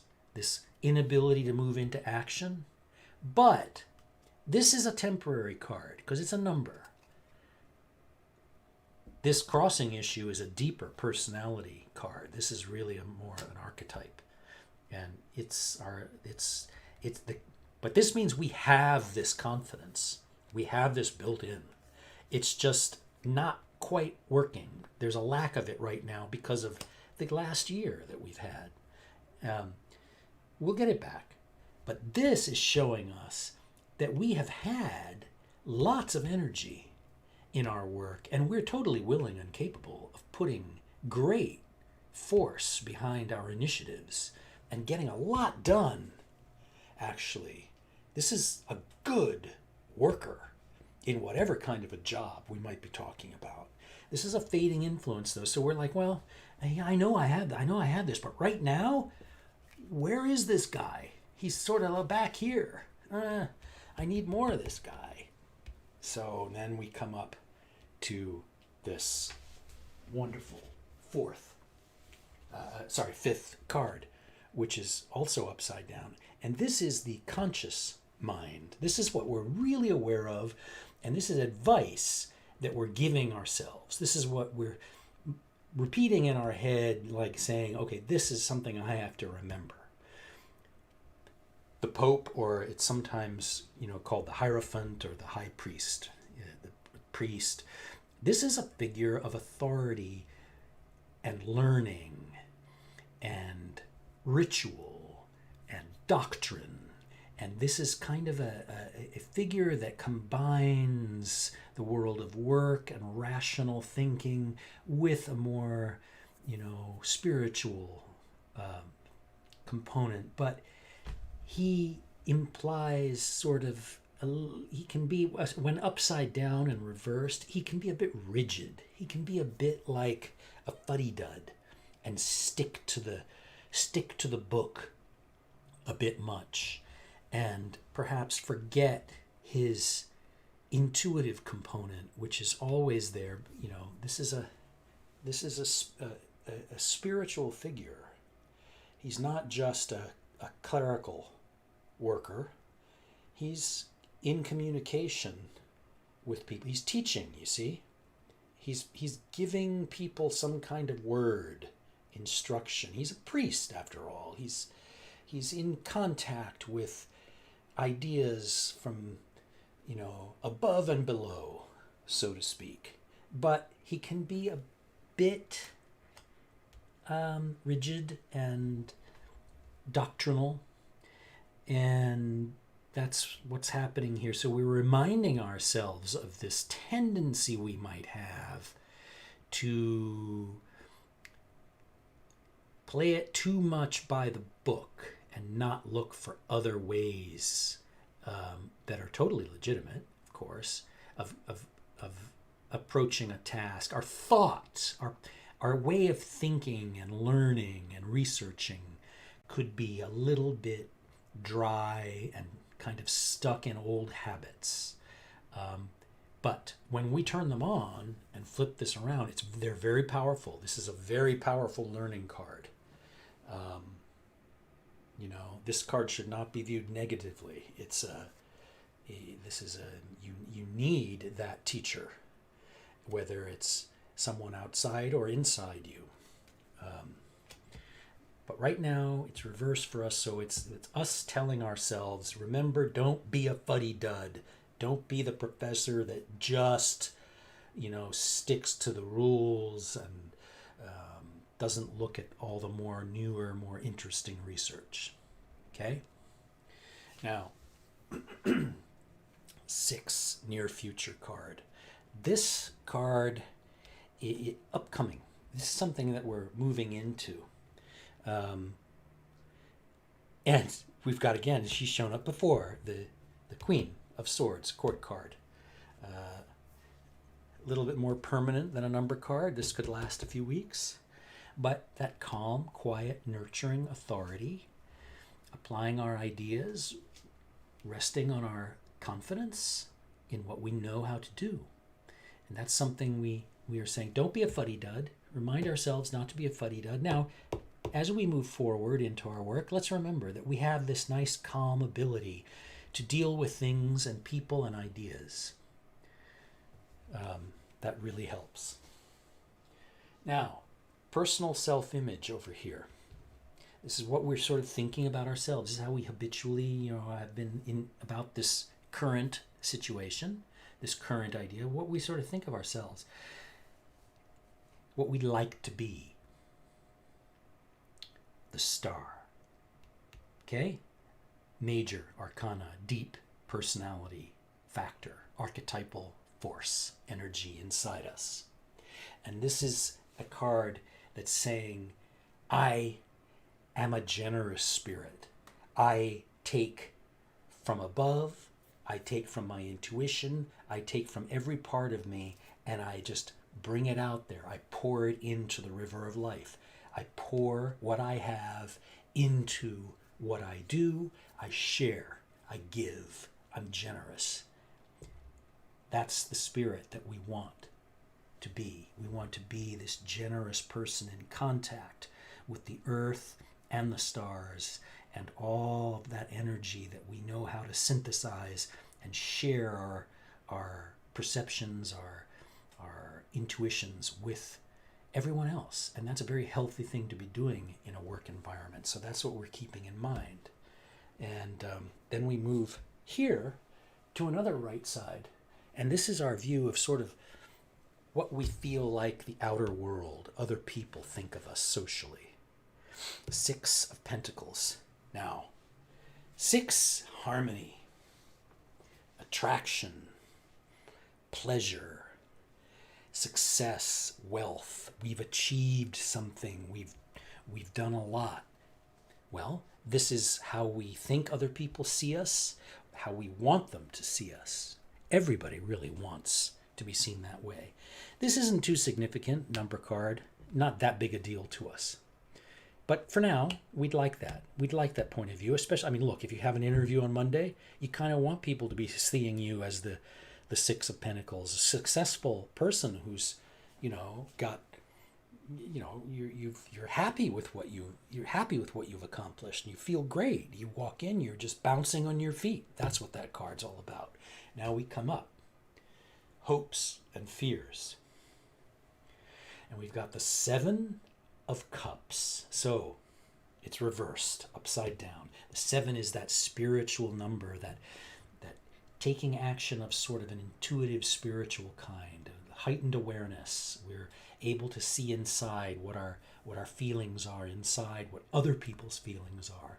And we've got to be careful because it's reversed. So we're like, oh, okay, this is more of a fear because it's reversed. And I'm afraid that I might not be able to access my heart, my feelings, and learn and observe properly, be in touch with what my feelings are.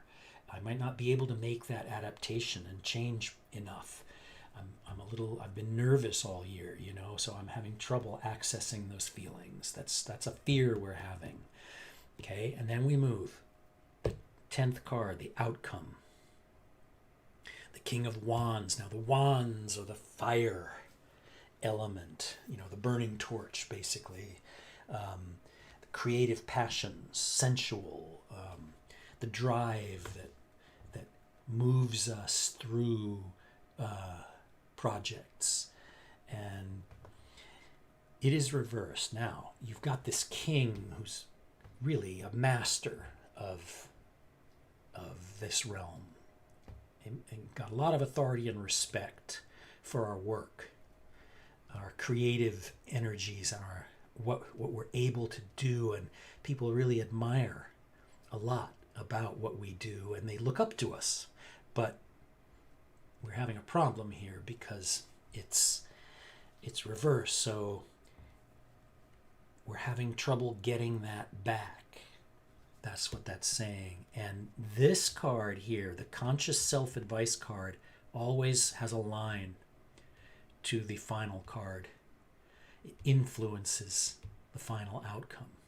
So you start to flip this card into its rightful position by considering the advice from the advice card, which is, as we said before, be careful of being too rigid and set in your ways. You must adapt. This is what I keep telling myself. So if I follow that advice and I loosen up a bit and adapt, rely on my learning, but don't be closed off to new ideas. Maybe these two, maybe the students, maybe the less experienced people present me with an idea. Or maybe these two aren't listening enough. They think this is an old fuddy-dud. Either way, either direction, it's saying, the advice is saying, open your ears and listen and see if there's something new that you can use to this situation to turn this confidence and authority and respect for our creative energy back on. Okay?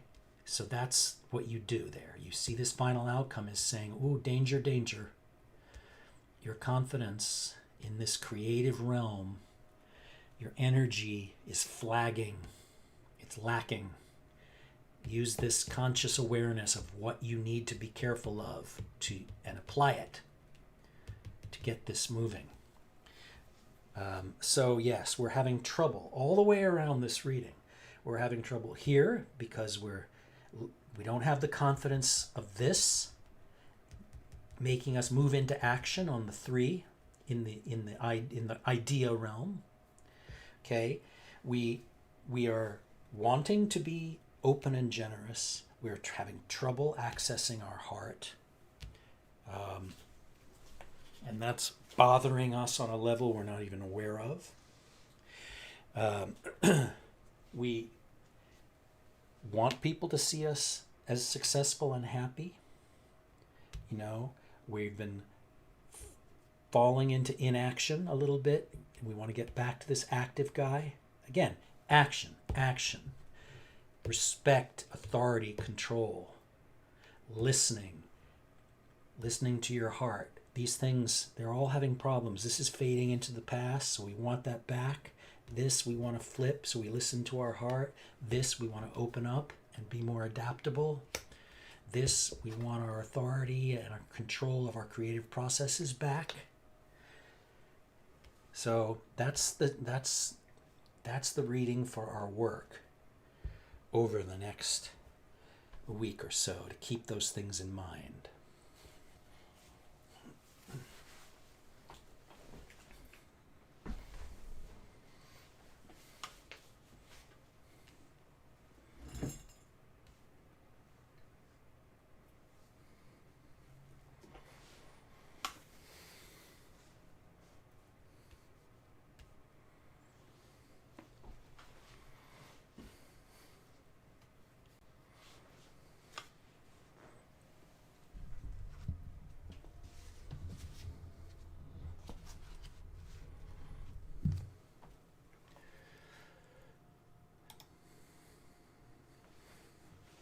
So, there's a reading, 10-card Celtic cross.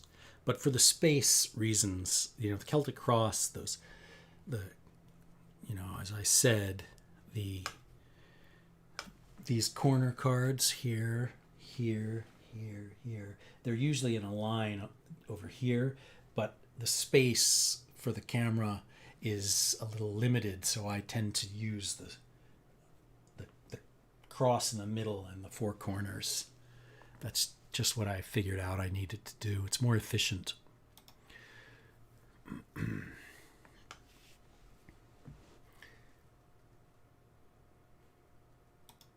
Oh, Malin came back.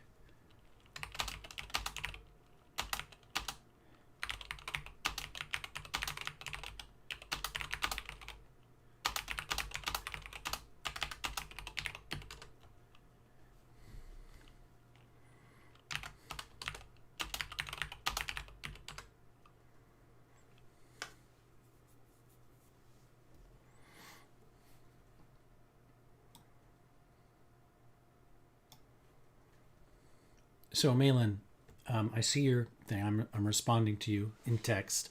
What I'm saying is, I know your question originally had to do with seeing if someone's dad had anything to say, any messages or advice. So what I'm saying is, instead of phrasing it as something a 4th and 3rd person, it's about them, bring it bring it home to yourself, and what is your actual concern that you're looking for some suggested ways of sort of thinking differently about it.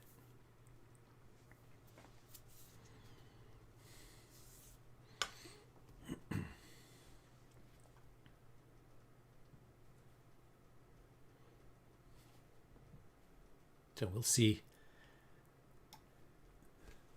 Oh, I should put my headphones on.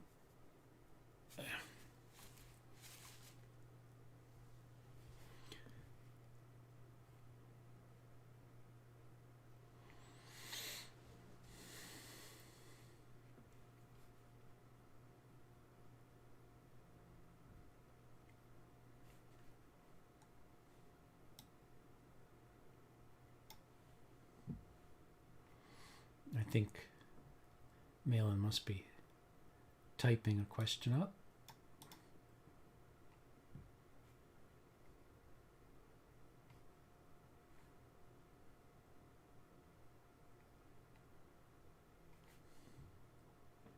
And what I'll do is occasionally, if somebody has something they'd like to ask, I can do a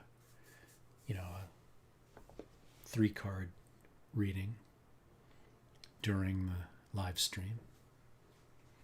I think it's always interesting to do that because it keeps it's a live reading, keeps people engaged.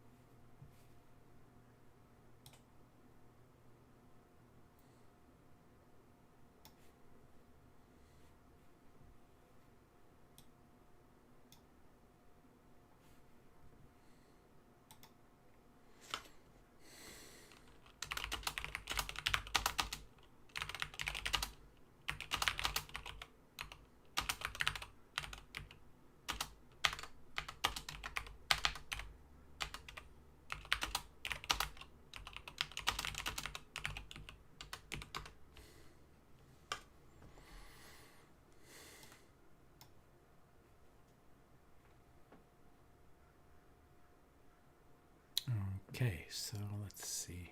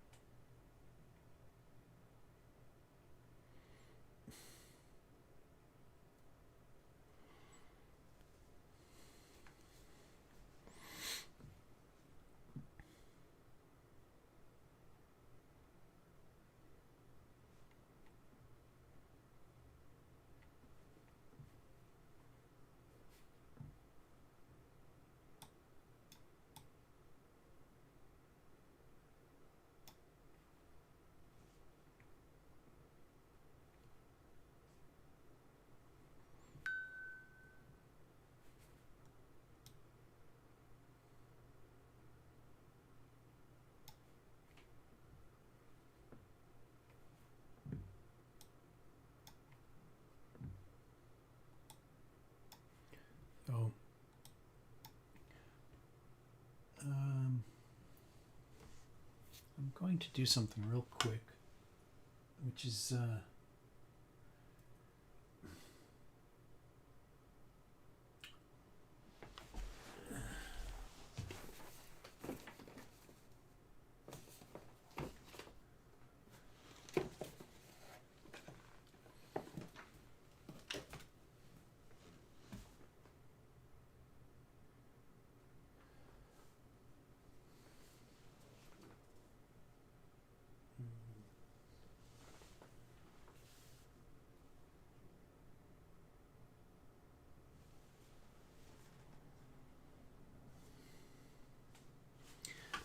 I'm looking for another deck.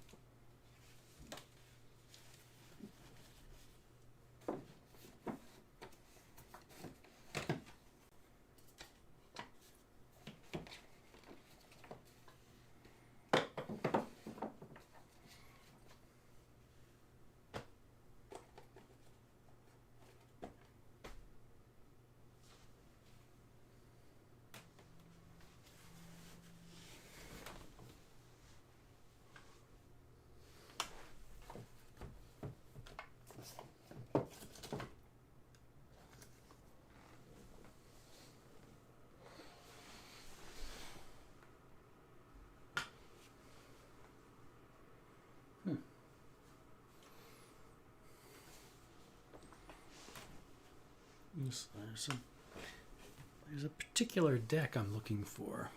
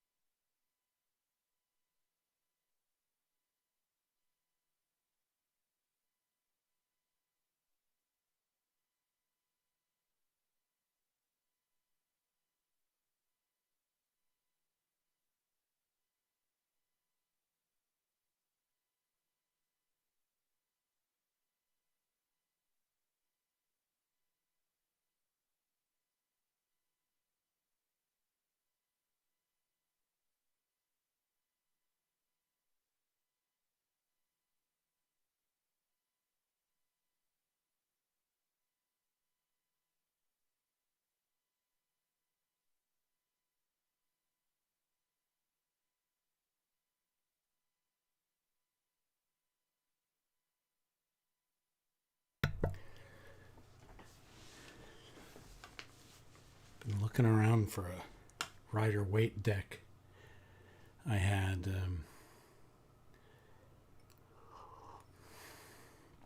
it's a particular version.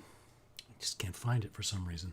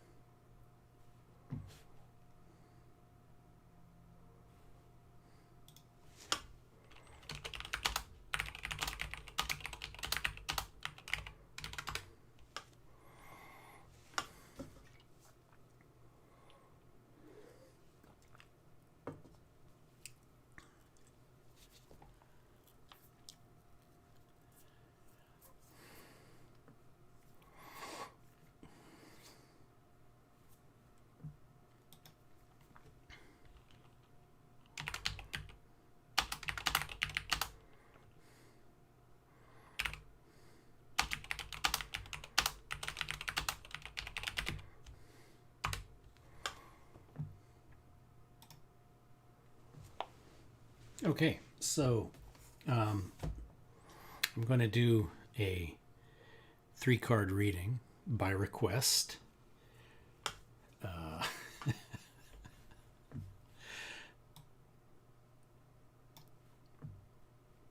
Username includes the phrase hornet, and I'm gonna, okay, so let me go over to the tarot table and I'll scoop up the 10-card reading I just did and get started.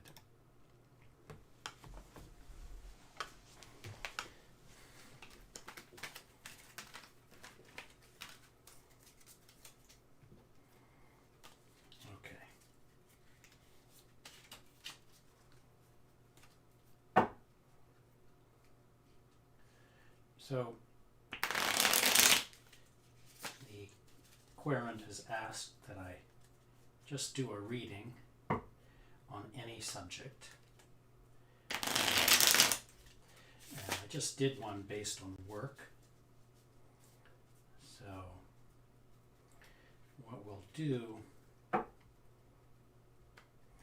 is we'll do one on emotional well-being in this very sort of critical time as we head out of pandemic, well, we hope slowly.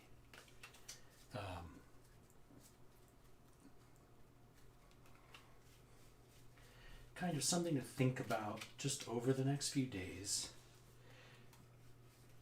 in the realm of sort of just feeling good about ourselves.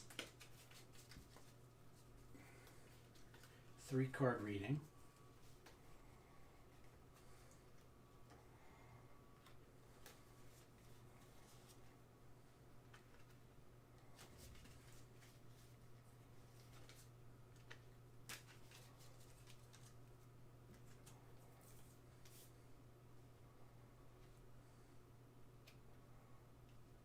Wow.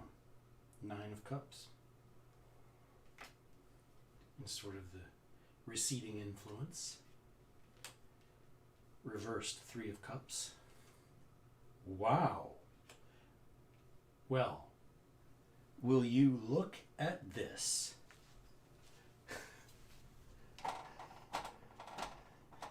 We're talking about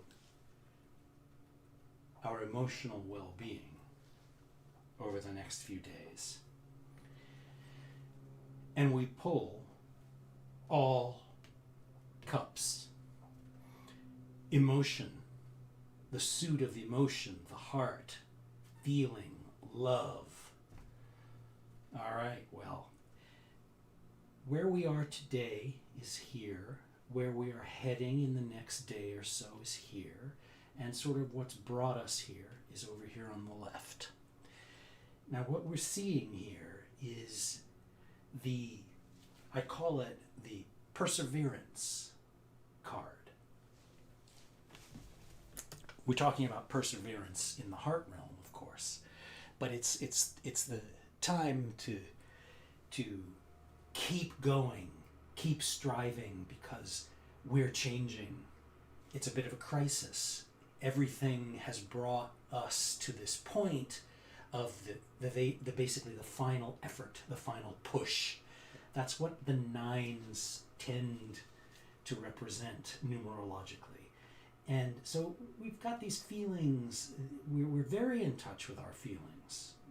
We have been very, very concerned and able to access what truly motivates us emotionally. So we've expressed this and gone through all of these various struggles and crises, perhaps with a partner, or just internally, our own feeling for ourself. You can take this heart feeling from either perspective. It's going to work. It's going to have beneficial influences as you let things percolate through you and consider these forces that are inside you. So this is a transitional crisis that we have arrived at and we are dealing with, and we have managed to work through and put this effort in. In other words, keep at it. Don't just drop the relationship because it's been hard, because we've had struggles. We've kept at it, we've kept moving, or we want to. Perhaps if we have failed at times, this is something that we keep reminding ourselves in the past up to this point that is something worth doing. It's worth pressing forward to make the changes we need to keep our relationships, to keep positive energy, to keep in touch with what we really, really want, what we really love, what really, do what you love, people always say. This is the kind of suit of cups that points at that. Now, at present, 3, the number of bursting into action, coming out from a comfortable coupling, perhaps, a comfortable sort of position of safety, and a new element arises, and we put our energy out into the world. We start doing and taking action emotionally. But this is reversed in our reading, and it's upside down. And that means that at present we may be having trouble expressing these feelings for someone or ourselves, accessing our feelings. It can be really about any, the focus of the feeling is not necessarily the important thing. It's that we have the feeling in some realm. It can be about ourselves, it can be about our work, it can be about a person, it can be about an activity, but it's a deep feeling that's very emotionally, it's driving us.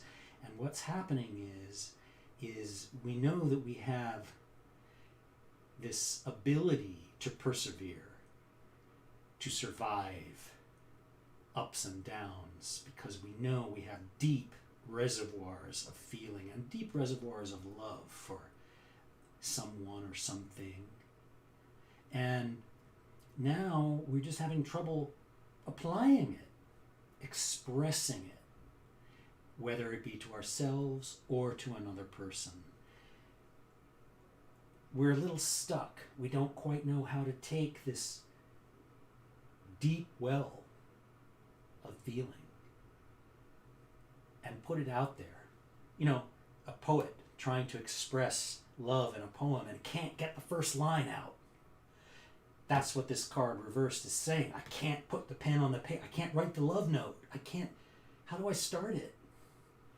That's what that is. And now moving forward from this problem into the next few days, we have the 6, the attraction, the pleasure, the harmony, the happy sort of, I've done this, reversed again. So we're having continuing struggles to express feeling and get to a place where we're comfortable with that feeling. We're unsettled right now. We want the comfort of the feeling, but because we're unable to move into action, we're actually, unsettled is not the right word. That's incorrect, because the point is we are seeing an inability to write the first letters in the love letter or the poem or the expression of our feeling.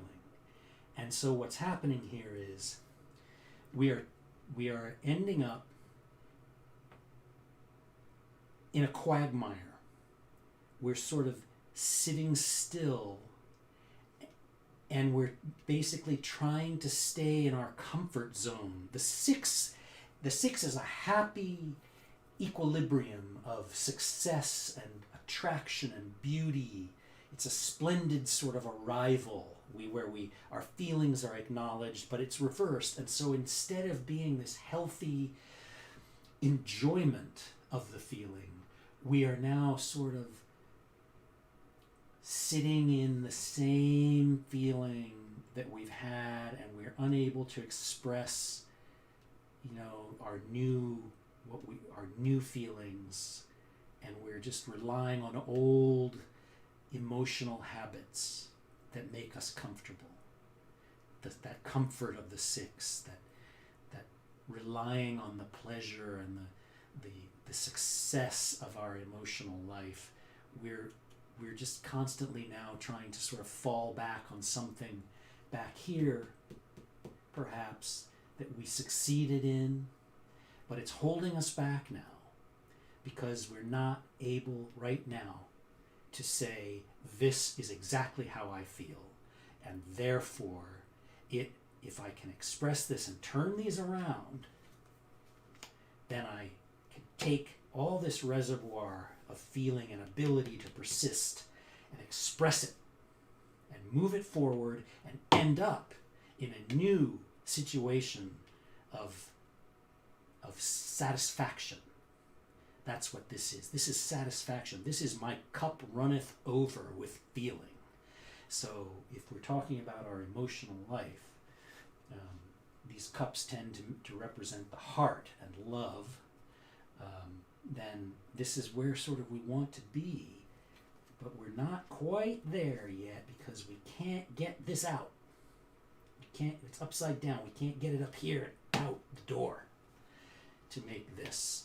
So I would say that the general advice here is to listen to one's strengths, one's ability to be honorable and faithful to one's true feelings over here.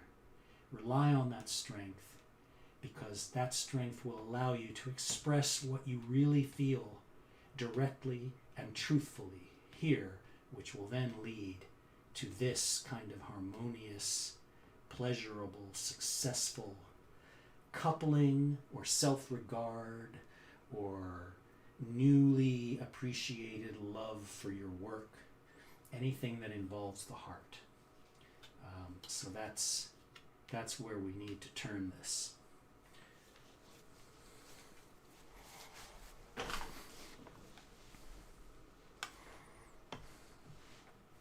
I hope that helped a bit.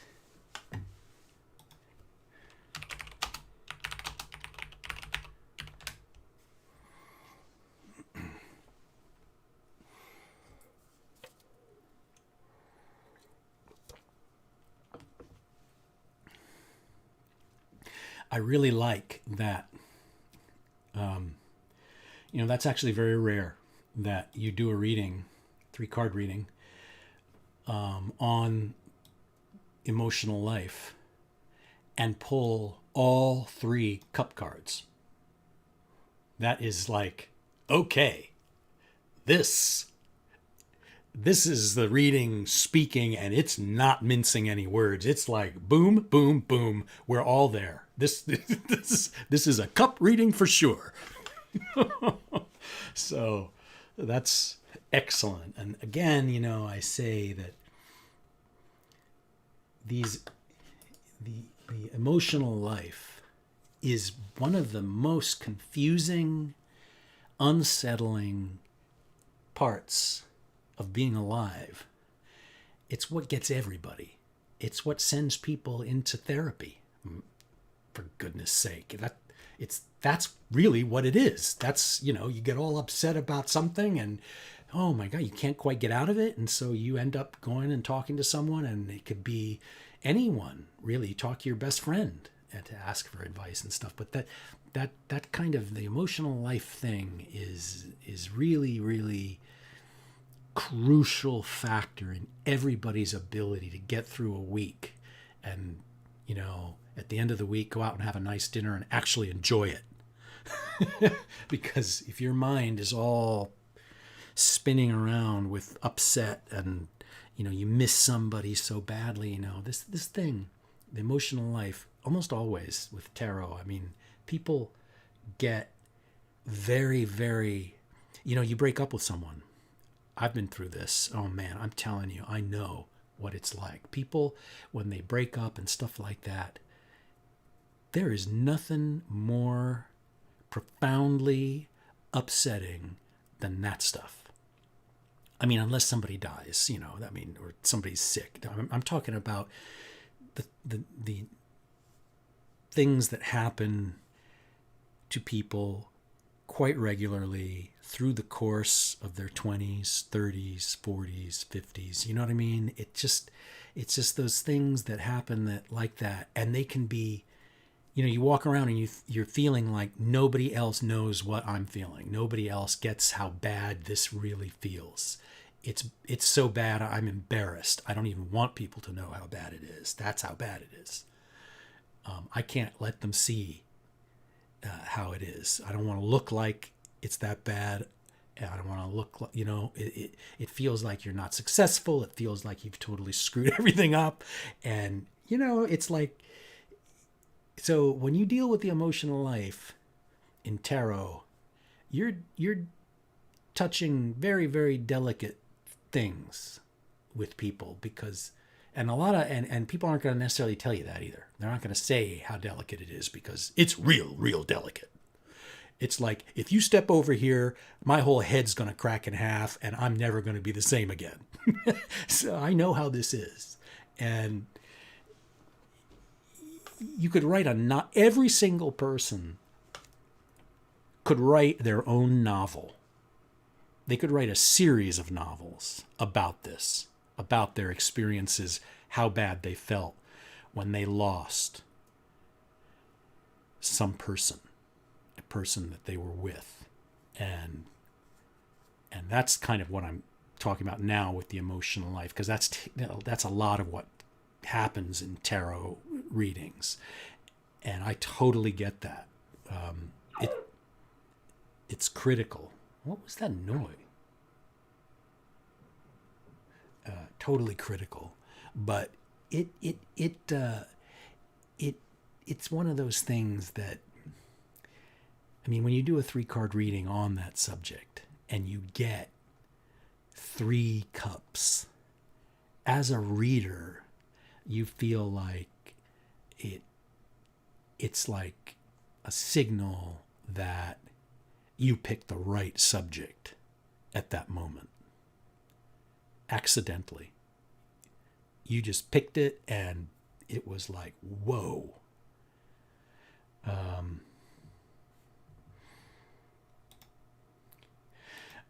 So the Hornet was saying,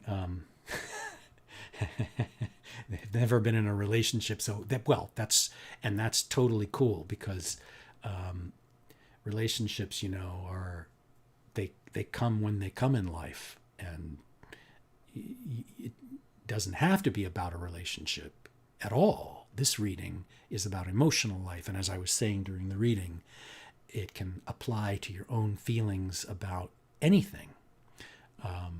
Doesn't matter what it is. It's just sort of the general sense of following your heart and being able to express it in whatever realm of emotion you happen to be dealing with at the time. But it's something to remember when relationships are involved, because these lessons apply. So I'm reading what Hornet's saying. Well, yeah, sure, most people want those, I guess, but not really. That's not really what they want. They want that at a certain stage or under certain circumstances. But really what they want is something more like a real thing with someone. So I wouldn't worry about that. I would let that, basically, that's just time. Basically, this is why people use the cliche, you know it when you see it, right? When you meet that right person, you know that. Not always true. Sometimes you don't. Sometimes you realize it a little later. Sometimes you meet them and you think, ugh, this is someone I don't want to spend more than 4 hours with. And then suddenly you turn around and you're 75 and they're sitting next to you still. What happened? Who knows? But see, that's what people really want, ultimately. They want to turn around at some point and go, oh, you still here? I must have made good lemonade.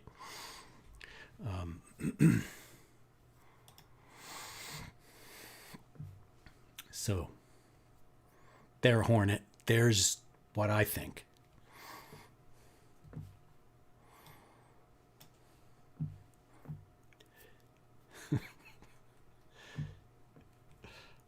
I just like Hornet's real username. It's like making me laugh. So, how long? How long have I been doing tarot?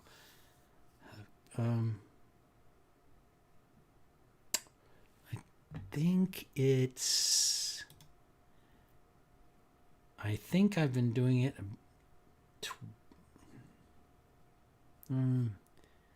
I'm gonna say 20 years. But I got really serious about tarot about 4 years ago, when I had to use a lot of knowledge about it and do a lot of research to build an app for tarot. I was doing that. Yeah, I know. 20. I know. But I do remember about 20 years ago, I got a deck and a book and I started reading, and yeah, whatever,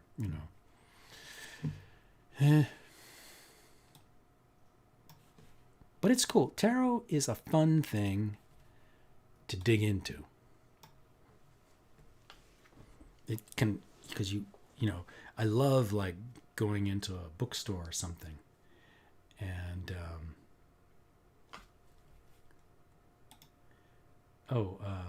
Starry Cosmic says hello, so I'm typing hello. You go into a bookstore or any store that sells like tarot decks and stuff, and you're like, "Ooh, there's a new book. There's a new tarot book. I've never seen that one before." And where's it? Yeah, I was like in a store recently, just looking, a store that sells like doodads and cards and stuff, and I looked up and they had this book like propped up, just one copy, I think. That one. And I haven't even finished it yet. WTF is tarot. And how do I do it? And it's like, yeah, it's got stuff about chakras And of course, the cards, mainly focusing on the major arcana. But it's cool. It's got like an irreverent voice. So yeah. Bakara Wintner wrote it, who's the owner of a store called Everyday Magic. Yeah, and it's illustrated. So anyway, you walk in, you got, oh, that's an interesting book, and you know, let me see this. And you're like, oh, I'll just get this because this is cool. It looks cool, even though it might not be like totally what you're interested in, like your point of view on tarot. But it's always good to read other points of view on the tarot because it just gets you thinking more about your own ideas about it, and it solidifies your own perspective on tarot by reading all sorts of other ideas. So anyway, I love that about tarot. There's always something new coming out.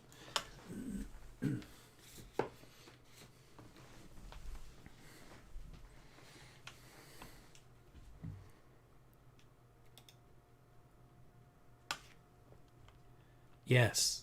How they pick up your energy. Yeah. They do.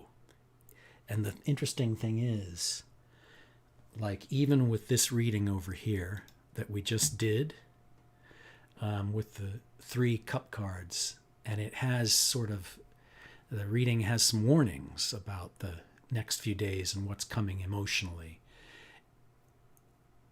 Even that reading with the sort of, hey, be careful and try to figure out how to express your true feelings in order to arrive at a comfortable place of happiness. It's sort of an advisory reading. It's trying to give us a little bit of advice about how people can live with their hearts. Just reading that, no matter how warning a reading is, or even how negative, or how many negative cards might be in a reading, I never really view them as negative because you sort of do get this pickup of your energy just by doing the analysis of the cards and putting the story together. Because when you do tarot, when you read it, you're putting together the story that's been given to you by the reading. You are doing something creative, even if it's full of warnings and possible consequences and things. You're putting a story together, so it's exercising a part of you that's creative. And when you're listening, you're doing the same thing, because the listener is receiving the story, but they are also seeing how that story is put together because they're sharing the view of the cards. They're seeing the images that build the story in the reader's mind, and the listener gets the story from the reader, and they start putting their own story together because they start arguing internally, silently, with various things that the reader might be saying. They question things. They think about, oh, well, what about this? And they go down different roads real quick, like flashes in their heads. So they start putting their own little story together without even being aware of it. And that exercises the creative part of the listener. So you have, in general, this creative act being engaged in by a minimum of 2 people. Well, a minimum of 1 person. The reader can just be reading for themselves. But that's why it picks up your energy. That's what it's doing. It's building your creative spirit in this way without you even being aware of it. If you're a listener, and some readers aren't even aware of that. They think they're just reading the cards. They're just stating facts as presented to them by the cards. But they're actually building something creative based on the information given them by the cards. So this process is this exercising of the creative force is something that is healthy in us humans, and it gives us something that's why we've sat around campfires for eons listening to stories and making them up. The tarot is a storyteller, and I'll show you again. I'll show you on the app I built.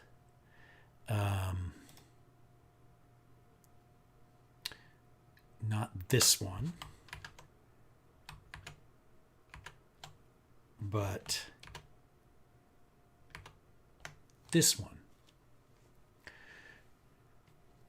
The first line when you load the app, the first thing that pops up is, "The tarot is a storyteller. Use it for inspiration and suggested avenues of thought." It's a storyteller.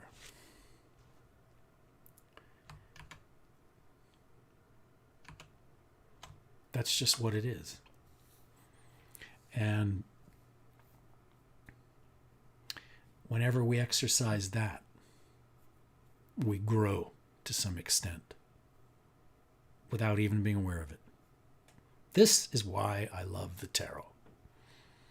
It's this little story tool that you can carry around in your pocket and use it to encourage that creative force that everybody has. Everybody has it. I don't care if you're just sort of, doing nothing at all and think you're not creative. But if you sit down in front of some tarot cards and listen, you're doing something internally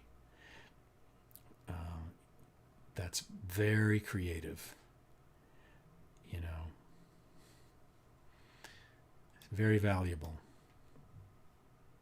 And then I think a lot of times when people listen to tarot, they can go and get into it themselves. Get their own deck and just lay them out on the dining room table and start asking things quietly to themselves. And that is sort of the next step, I guess. That's, hey, anyone can do that. It will always be a beneficial thing to take images and put stories together. Yeah. So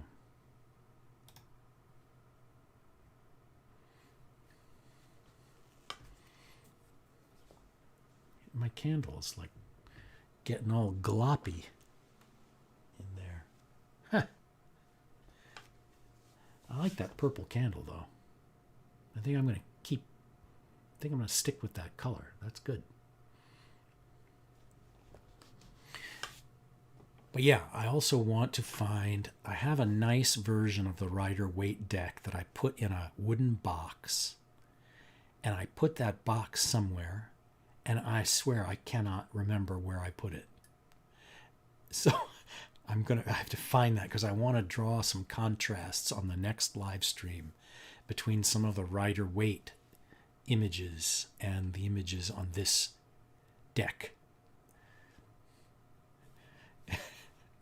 Yeah, I know, Starry Cosmic. I have a wooden box, and it's about, I don't know, it's pretty big. It's a wooden box with a lid, and I put some decks in there, like, oh, this will be safe. I won't lose the decks now because I put them in this box.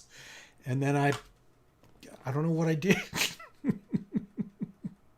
I have no idea. I have absolutely no idea where I put it. It's so weird. But anyway. Oh yeah, my Toth my Aleister Crowley Toth deck is in there, in that same box. I don't know where. I feel like I have to like tear everything apart and find it, but I'm not gonna do that.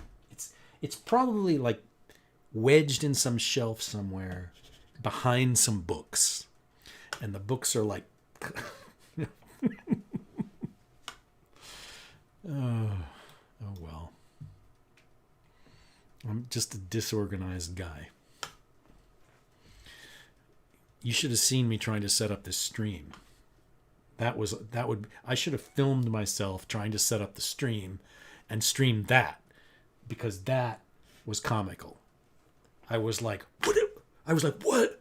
What's going on? I was like yelling at Twitch software. I was like, wait a minute. Well, because I'm telling you, man, some of the settings for Twitch, it's like, what? I'm over here. This is I'm setting stuff up, but why are these other settings in some other weird place?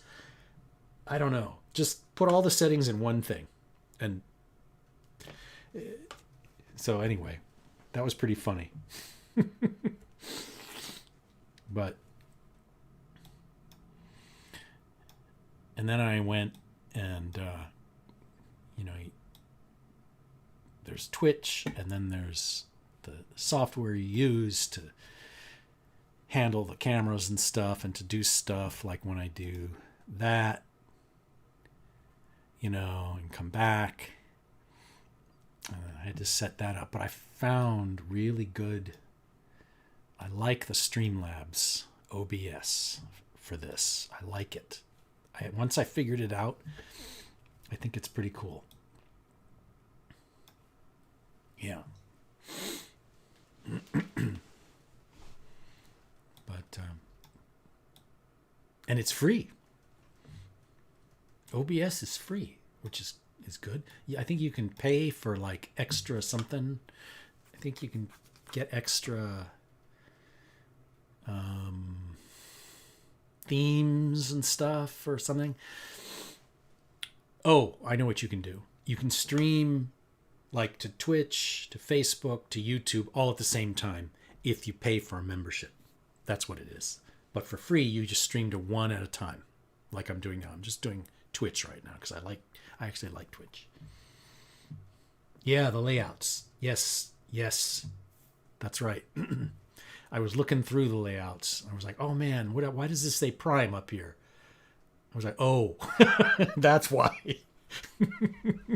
Okay, so I have to pay. Well, so I figured, because yesterday was the first time I ever even loaded up Streamlabs. I was like, I'm not going to pay right away. I'm going to figure out if this works, and then I'll see. But some of the layouts are so cool. I guess you could make your own with Photoshop and stuff, but I think that you save a lot of time buying one, or just buying a membership and whatever it is. They I guess you have access to all of them.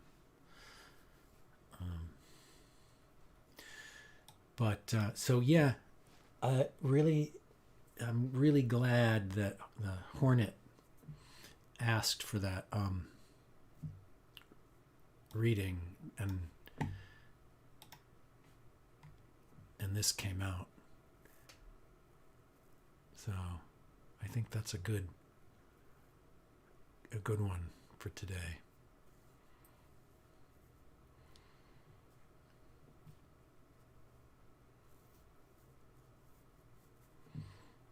Let me see.